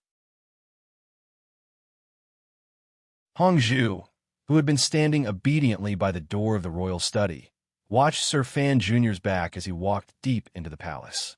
An uncontrollable sorrow suddenly surged in his eyes. He quickly lowered his head, terrified that others would see something strange. However, this lowering of his head seemed to be sending Fan Xian off. The inner palace was very quiet after the snow, and one could occasionally hear laughter coming from the depths of the palace. Fan Xian's hearing was so good that he could even hear the sound of mahjong tiles falling to the ground. He couldn't help but laugh. He thought to himself that the things that happened in the capital had not yet reached the palace. Everyone seemed to be having a good time. However, the palace had never been so lively before. He thought to himself that the beauties who had been in the palace for months and the imperial concubines were really in the prime of their youth, diluting the loneliness. Fan Xian liked it this way, so that the royal palace would not always be cold and gloomy. The royal palace was as familiar to him as home. The emperor was waiting for him in the little building, so he knew the way. Still holding his hands behind his back like a scholar, he walked unhurriedly toward the northwest corner of the royal palace. Eunuch Yao had fallen behind him. At this time, there was no point in rushing. Presumably, the emperor would not be in a rush. Coincidentally, the palace was large, and the air was cold. There was snow on the winter trees, lakes, and fake mountains. It was much more beautiful than the winter scenery in the palace. Fan Xian could take a few more glances. However, as he walked steadily step by step, Eunuch Yao's gaze, which fell behind him, had an additional meaning. Eunuch Yao sensed that Sir Fan Jr. in front of him was adjusting his breathing. He was using the correspondence between his body and the surrounding environment to allow his realm to rise to a sensitive and abundant level. Eunuch Yao lowered his head even more. He knew why Sir Fan Jr. was slowly walking step by step and adjusting his breathing. Walking past the winter tree garden, around the side of the fake mountains, and onto the wooden stack on the cold lake, he was just about to cross the lake and past the snow pavilion where he had once talked long with the emperor during a snowstorm. Fan Xian suddenly stopped his steps and narrowed his eyes slightly. There were people under the snow pavilion. A few eunuchs and serving girls were accompanying a noble-looking woman to admire the snow. Perhaps there was a warm stove in the pavilion, but the noble-looking woman was still wearing an expensive and warm mink coat. After a moment of surprise, Fan Xian smiled and continued to walk toward the pavilion. He had not thought that he would run into a concubine in the palace on such cold weather. Entering the palace today, he would not go see Yi Guipin. He would also not go see Lady Ning and Lady Shu in the cold palace. He had even purposely avoided them. That was why he had chosen this plank path above the lake. Unexpectedly, he had still run into one. Naturally, he would not go and hide. Eunuch Yao followed behind him and did not dare to make a sound for him to choose another path. The two of them entered the pavilion. The people in the pavilion were shocked. It was clear that they had not thought that outsiders would enter the palace at this time. A sharp-eyed serving girl saw Eunuch Yao with his head lowered behind Fan Xian. She quickly half-crouched in greeting and quietly guessed the identity of the young scholar in front of her. Fan Xian stood in the pavilion and also felt surprised. He thought to himself, "It has only been a few months. How come the serving girls in the palace have changed so much that they don't even recognize me anymore?" As he thought this, his gaze unconsciously landed on the concubine sitting in the middle and refused to leave for a long time. This concubine was about 15 or 16 years old. Her appearance was still young and beautiful. Today, she wore hairpins and rings, proper makeup, and luxurious clothing. It forcibly brought out a sense of nobility and pride. There was a sense of unsuppressible pride in the concubine's eyes. Looking at Eunuch Yao, she asked, "Has the emperor eaten lunch?" Eunuch Yao did not reply. He only smiled. He thought to himself that it was not a good choice to act like a favored one at this time. The people in the pavilion immediately felt it was strange. Particularly after noticing the young scholar's gaze, they felt incomparably angry. They wondered where such a bastard had come from. Fan Xian stared in a daze at the concubine's slightly bulging belly. Although she was wearing a thick fur coat, he could still see it clearly. He immediately knew that the noble sitting in the pavilion in front of him admiring the snow was the favored concubine Mei. It was this woman who was pregnant with the emperor's dragon seed. There was a deathly silence in the pavilion. Fan Xian looked calmly at concubine Mei's belly for a long time. The expression in his eyes was very complicated. To stare at the emperor's woman so nakedly, particularly at this position, was truly rude. Where did this bastard come from? Where are those thieving eyes looking? A young serving girl stared at Fan Xian and reprimanded him in a sharp voice. Looking at her appearance, she was about to immediately go forward and slap Fan Xian. This serving girl was a servant girl concubine Mei had brought in from outside the palace. These days, the master followed the son's status, and the servant followed the master's status. She was very arrogant and proud in the palace. Even the concubine in Shufang Palace greeted her warmly. She had cultivated an arrogance for a lifetime. She had never seen a man like Fan Xian in the palace. Fan Xian's eyes narrowed slightly. He looked at the serving girl walking toward him with a face full of anger and did not move.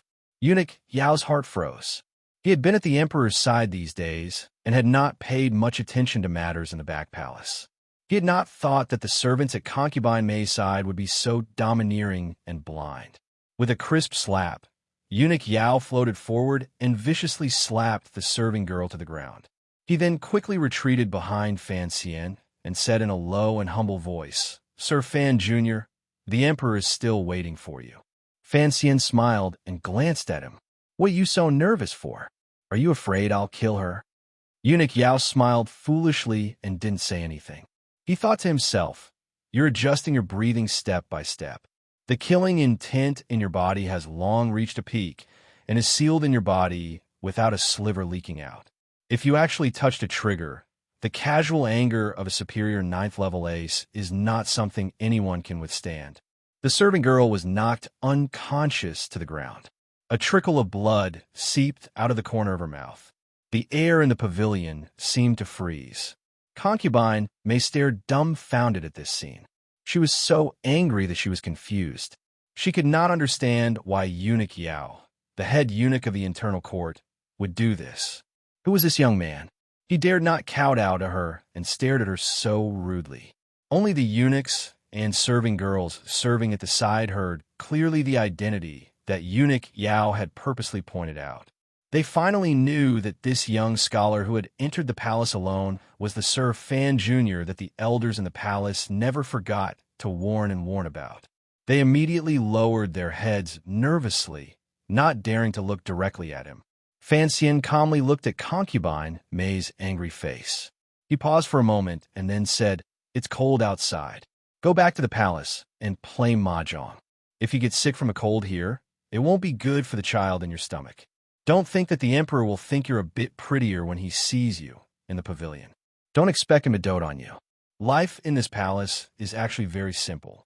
You just have to be a bit more obedient." His gaze landed on Concubine May's stomach again. He couldn't help but smile bitterly and shake his head. It had only been a short time, yet it was already showing. It looked like the emperor was indeed powerful in all areas. However, he didn't know if the child in her stomach would be another brother or sister. "I hope you can give me a sister. I don't have one yet." Fan Xian gave Concubine May his sincere blessings. He then walked around the people under the pavilion and onto the wooden stack on the other side of the lake, heading toward the northwest corner of the royal palace. Concubine May forced herself not to cry with unusual difficulty. Emotions of anger and helplessness piled up in her heart. She unconsciously turned her head to glance at Fan Xian's back and couldn't help but shiver. In the end, she was just a girl of 15 or 16. After hearing the other person's identity from his last words, she involuntarily felt a bit afraid. Ever since she had become pregnant with the Emperor's dragon seed, she was proud on one hand and afraid on the other. She knew what the child in her stomach meant to the person in Shufeng Palace, to this foreign official surnamed Fan. She didn't think Fan Xian's last words were any kind of blessing. She only heard them as a warning. She didn't think that Fan Xian truly hoped she could give birth to a princess. After all, if she gave birth to a prince, she would probably sink into the dark strife for the rest of her life and never be able to rise again. Concubine May looked with slight fear at the figure disappearing into the snow. The fear in her eyes gradually became unwillingness and hatred. The Qing Emperor was not in the little building. He was in front of the large abandoned palace in the northwest corner of the royal palace, watching the little building. There were few palace buildings here, and the winter garden was quiet. There were also fake mountains, but they had long been broken down. It was as if they hadn't been repaired for many years. Compared to the cold palace on the other side, it was even colder. In front of a patch of overgrown grass, eunuch Yao quietly retreated. Alone, Fan Xian looked at the bright yellow figure between the little building and the long grass. Quietly, he walked over and stayed slightly behind. Just like when they were by the seaside in Danzhou, he accompanied him and watched the little building silently. This pair of ruler and official, father and son, were not silent for long. With his hands behind his back, the emperor calmly watched the little building. His thin lips moved slightly as he lightly asked, "Did you see Concubine May earlier?" "Yes." Fan Xian's hands were also behind his back. Hearing the emperor's question, he calmly replied, "Do you think the child in her stomach is a boy or a girl?" The emperor asked. At this moment, the atmosphere was very strange. The father and son had been in a cold war for several months, and countless people had died because of the cold war between the two of them. Yet, when they met today, there was no anger or reprimand that outsiders would expect. They were just casually chatting. "It should be a princess." "Oh, I always knew you were well-learned, but I didn't know you were so wishy-washy." The corners of the emperor's lips twitched slightly as he spoke mockingly. "It can't be said that I am well-learned, but I do have some understanding of medicine. Most importantly, the child in Concubine May's stomach can only be a princess," Fan Xian replied respectfully. The emperor's brows gradually furrowed. Coldly, he said, "In your opinion, I cannot raise someone more successful than the third prince." "No," Fan Xian replied straightforwardly. "Concubine May is not as good as Igui Pin." The emperor was silent for a moment. He then said, "These words are reasonable. However, the royal bloodline is thin. It is always good to have one more prince. If your majesty shows pity, it would be good for the Qin kingdom to have more princes in the future. Fan Xian didn't explicitly say what pity meant. Instead, he lowered his eyelids and straightforwardly said, "Otherwise, if there is another Chengxian or Chengze, it would be meaningless." After these words were said, the emperor's expression quickly darkened. Fan Xian had mentioned the crown prince and the second prince. Although he had single-handedly manipulated the tragic end of these two princes, it had to be said that the emperor's initial training of his sons had completely taken an overly cold-blooded and wrong path. Concerning this, it would be a lie if the gradually aging emperor did not feel a glimmer of emotion in his heart. Fan Xian stood behind the emperor's bleak figure and calmly paid attention to each of the emperor's minute changes. He discovered the hidden pain in the emperor's heart and couldn't help but sigh in his heart. No one in this world was a true god. Even someone as powerful as the emperor had gradually walked the path of a normal old man after stepping down from the throne. The Qing emperor's changes these years have been seen by Fan Xian. It was because he knew of this that he had the courage to come to the palace and say these words to the emperor. These words were like knives cutting into the emperor's heart. In the end, the emperor was not his own way. In just a moment, the emperor's face once again became the eternal and unchanging precipice of Dong Mountain. It was as warm as jade on the outside, but in reality, it was craggy and sharp, disdaining the storm. "His own way is dead?" The emperor slowly opened his mouth and asked. "Yes, your majesty. You thought hard in your manner for 7 days and 7 nights. I was wondering what trick you could think of that would move me. I didn't expect that in the end, it would still be such nonsense." The emperor shook his head and said mockingly, "You have truly disappointed me." Fan Xian smiled shamefully and replied, "Your majesty is like Dong Mountain, unaffected by thousands of years of wind and rain. In the end, I am only a commoner. No matter how much I think, I cannot think of a trick to create something out of nothing. A person's imagination is, in the end, limited. Things that do not exist in this world cannot be thought of no matter how much one thinks." These words were spoken with sincerity. They truly came from the bottom of Fan Xian's heart. Faced with the emperor's great talent and strategy, as well as his own strength, it was easier said than done to find a way to defeat him. It was indeed a possibility that did not exist in this world. I thought for a long time and couldn't think of a way. In the end, I thought it through. Perhaps it is because I have been immersed in the Overwatch Council since I was young that I am used to considering everything thoroughly and only attacking when I am confident. Fan Xian suddenly raised his face. There was a joyous glow on his delicate face. However, this time is different. I will never be able to find a confident method. Since I will never be able to think of a good method, then why not use the simplest method? It was the simplest method. 6 simple words, but they contained a deep meaning. What was the simplest method in the world? Naturally, it was to be like a wild beast, using teeth to bite, claws to tear, and carrying out the most primitive and bloody hand-to-hand combat. Fan Xian said these words. This was a breakthrough that came from the bottom of his heart after a defeat. It was a raw and spicy viciousness. It was a kind of reckless energy that he had never displayed before. It was displayed to the fullest. The emperor suddenly calmed down and turned to look at his son calmly. It was as if he was trying to find something different in this familiar face. A moment later, the emperor laughed loudly. There was actually a bit of admiration in his laughter. However, the laughter stopped for a moment. The emperor's voice was particularly cold. To kill an official in front of everyone and disregard the laws of the Qin kingdom. This is the work of the uncivilized, not a hero.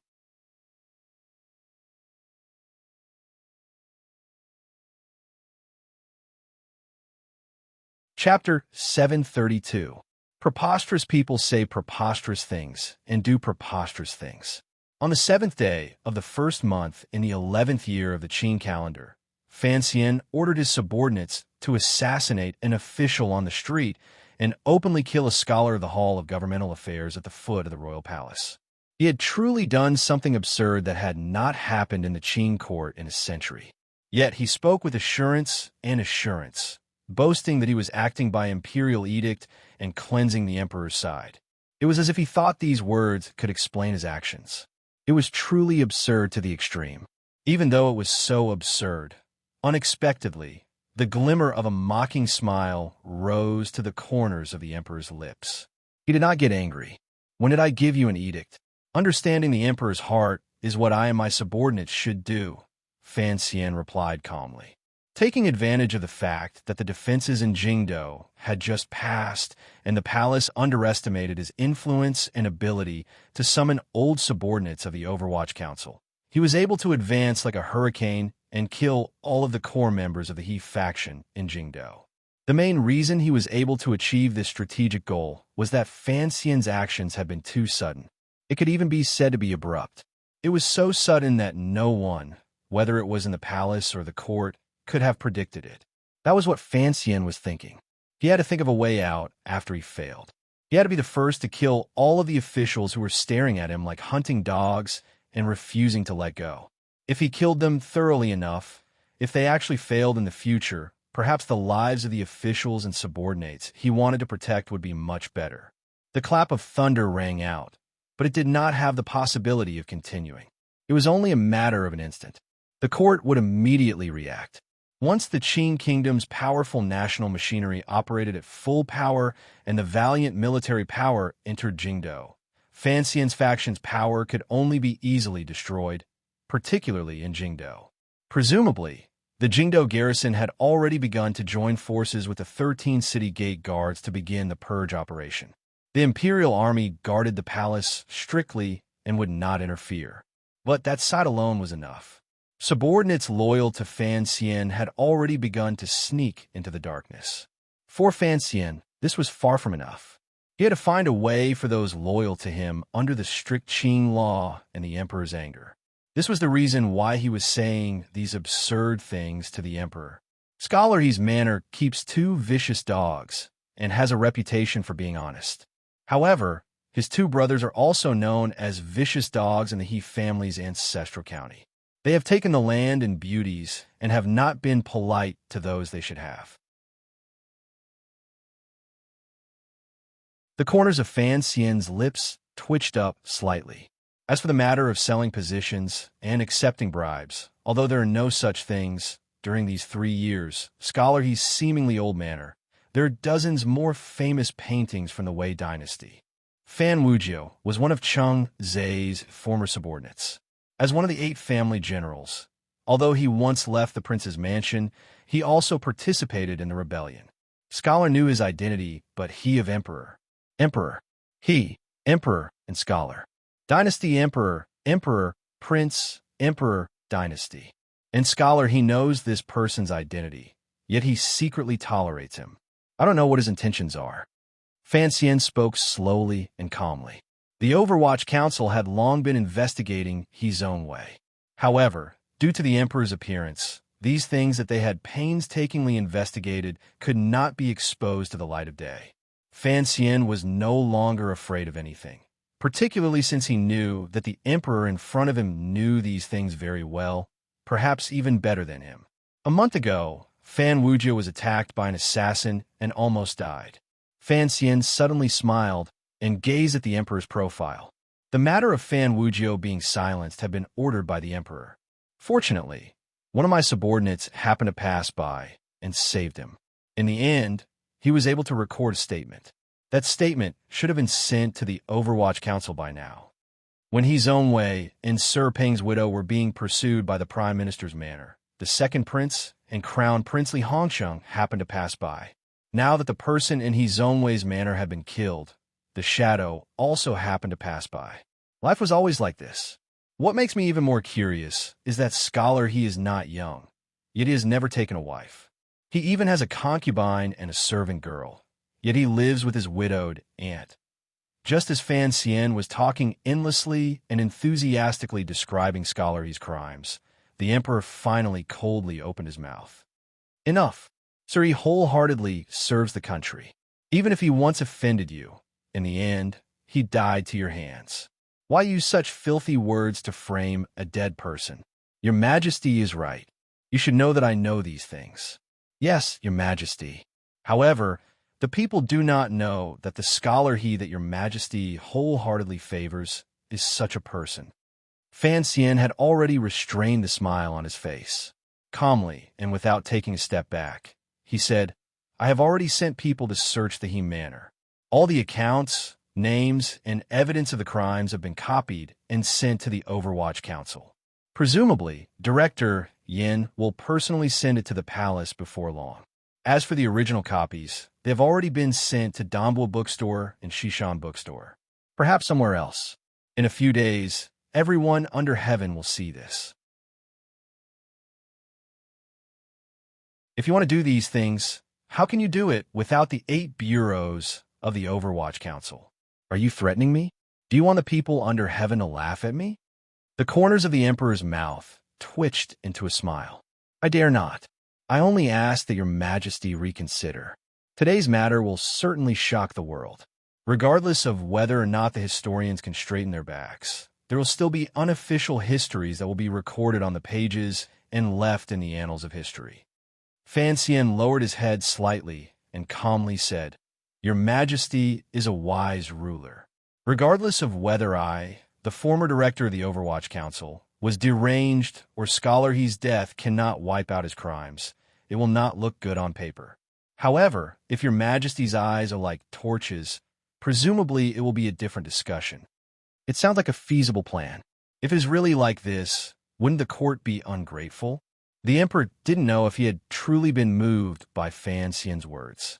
He looked coldly and mockingly at his son. However, all officials are, in the end, your Majesty's servants. If a servant dies, then he dies. If he can fulfill your Majesty's grace after death, it can be considered his glory. Fan Xian's words were harsh. No one knew if he was mocking himself, the officials in court, the already dead scholar he, or the cold ruler in front of him who never forgot the word warm and benevolent. The court has its own laws when it does things. Even if his own way is guilty and deserves to be arrested, he should be imprisoned by a department, interrogated properly, and punished openly. How can he be crudely killed? The Emperor said coldly. Perhaps he didn't hear the mockery in Fan Xian's words. The officials who acted out of righteous indignation are guilty. However, in the end, they are acting against the will of heaven. Their crimes can be pardoned. As for me, a deranged thug, naturally I cannot be pardoned. Fan Xian smiled bitterly. Using my life in exchange for the peace of the world's discussion, presumably no one will feel that his own way has suffered a loss. The Emperor listened to these seemingly warm but actually cold words. His expression did not change. He said, However, in the end, I still feel guilty towards scholarly. The dead are already dead. Fan Xian spat out these four words neither lightly nor heavily. Unexpectedly, a disappointed and gloomy expression suddenly rose to the Emperor's face. He looked at him calmly. A moment later, he said, If the dead are truly dead, why would you enter the palace today? Fan Xian was silent. There was no longer any need to discuss this topic between him and the Emperor. The last time he entered the palace, the difference in how his father and the Emperor addressed each other had already drawn out this divergence. Now, Fan Xian's decisiveness in entering the palace made his intentions for coming even clearer. However, Fan Xian still had to speak clearly about the storm in Jingdou, how the court would determine today's killing. Even if it was just a slight change in the direction of the wind, would bring a completely different blow to the subordinates loyal to him. The Emperor's words were as heavy as the heavens. Shishan Bookstore and Dongbua Bookstore had long made preparations to publish them to the world. However, Fan Xian did not want to use a mere name to threaten the Emperor. This was an impossible matter. He understood too well the Emperor's harsh and merciless nature. Everything was for the benefit of the people. Since his own way was already dead, no matter how much he had received the Emperor's favor and appreciation when he was alive, once he became an ice-cold corpse, he was nothing more than a useless servant. The Qing Emperor viewed ordinary officials like servants. This was a chilling truth that reached one's heart. How to make sure Scholar He's death did not shake the foundation of the Qing court was the most important thing the emperor considered. Fan Xian was trying to use the strategy he had prepared to persuade the emperor to accept it. As for the crime of poisoning an official, he could not escape. He did not want to escape. His iron-blooded actions had already touched the bottom line of a feudal dynasty. Regardless of whether he stood in the emperor's position or the position of the scholars and officialdom, there was no place for Fan Xian in the vast Qing kingdom. Even more miraculously, the emperor and the royal family always paid attention to a warm and benevolent bearing. Even if a ruler who saw tens of thousands of people as ants did not care all about the death of an official and secretly had harsh thoughts, no matter how close an official was, when they made a suggestion, they would carefully pull out the banner of righteousness to hide it. They would not be like Fan Xian, who spoke so openly and so lowly. Yet, Fan Xian had done it and said it. The emperor did not think much of it, and just listened to it casually. In this world, probably only the father and son of the royal family would have such a naked, bloody, and shameless conversation. If someone beside the two of them heard the contents of their conversation, other than being shocked by the content itself, they would certainly notice another serious problem. In the Winter Palace, ever since they had spoken, Fan Xian had not been polite, bowed, knelt, or referred to himself as an official. He only referred to himself as I. He responded indifferently and spoke from the bottom of his heart. The emperor allowed Fan Xian's impudence because there was a faint coldness in the depths of his eyes. He only waved his hand with some disgust. Perhaps other people could not understand the meaning behind each of the emperor's actions, but Fan Xian was different. He quickly straightened his body. His expression recovered its calmness, and his spirits rose slightly. He knew that there would be some deviation in the judgment of today's matter. Although the crime was only slightly off, there was a great difference in the degree of the court openly arresting him and secretly attacking him. A gust of cold wind blew past. The snow on the long grass behind the two of them was picked up and landed on their bodies, adding a sense of coldness and harshness. If the dead Zhongwei knew that the emperor he had been loyal to and Fan Xian, who had killed him, had only used a conversation to make it impossible for him to die a clean death, the grievance in his heart would probably grow even stronger. However, this was a feudal dynasty. This was the so-called family world. In the eyes of this shameless father and son, regardless of whether it was in officialdom or among the people, the Qing emperor or Fan Xian's reputation was more powerful than He Zhongwei, a newly popular official. As for whether or not such a way of handling it would chill the hearts of the officials, that was a problem for the palace to handle in the future. The snow continued to fall slowly and coldly. The emperor slowly turned around and looked silently at Fan Xian, who was about the same height as him. He didn't speak for a long time. Usually, when Fan Xian was in front of the emperor, he couldn't help but bend his body slightly or lower his head. Now, Fan Xian stood with his back straight. Only then did the emperor realize that his son had long been the same height as him. An intimidating coldness and pressure emanated from a man in the bright yellow dragon robe, soldering Fan Xian to the snow and grass. This aura was not purposely emanated. Instead, it moved according to the change in his state of mind and emotions.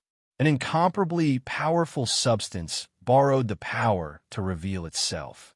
It wanted to affect the surrounding environment. Fan Xian's expression did not change. Calmly and seriously, he breathed in the air amidst the snow. The father and son had talked for a long time.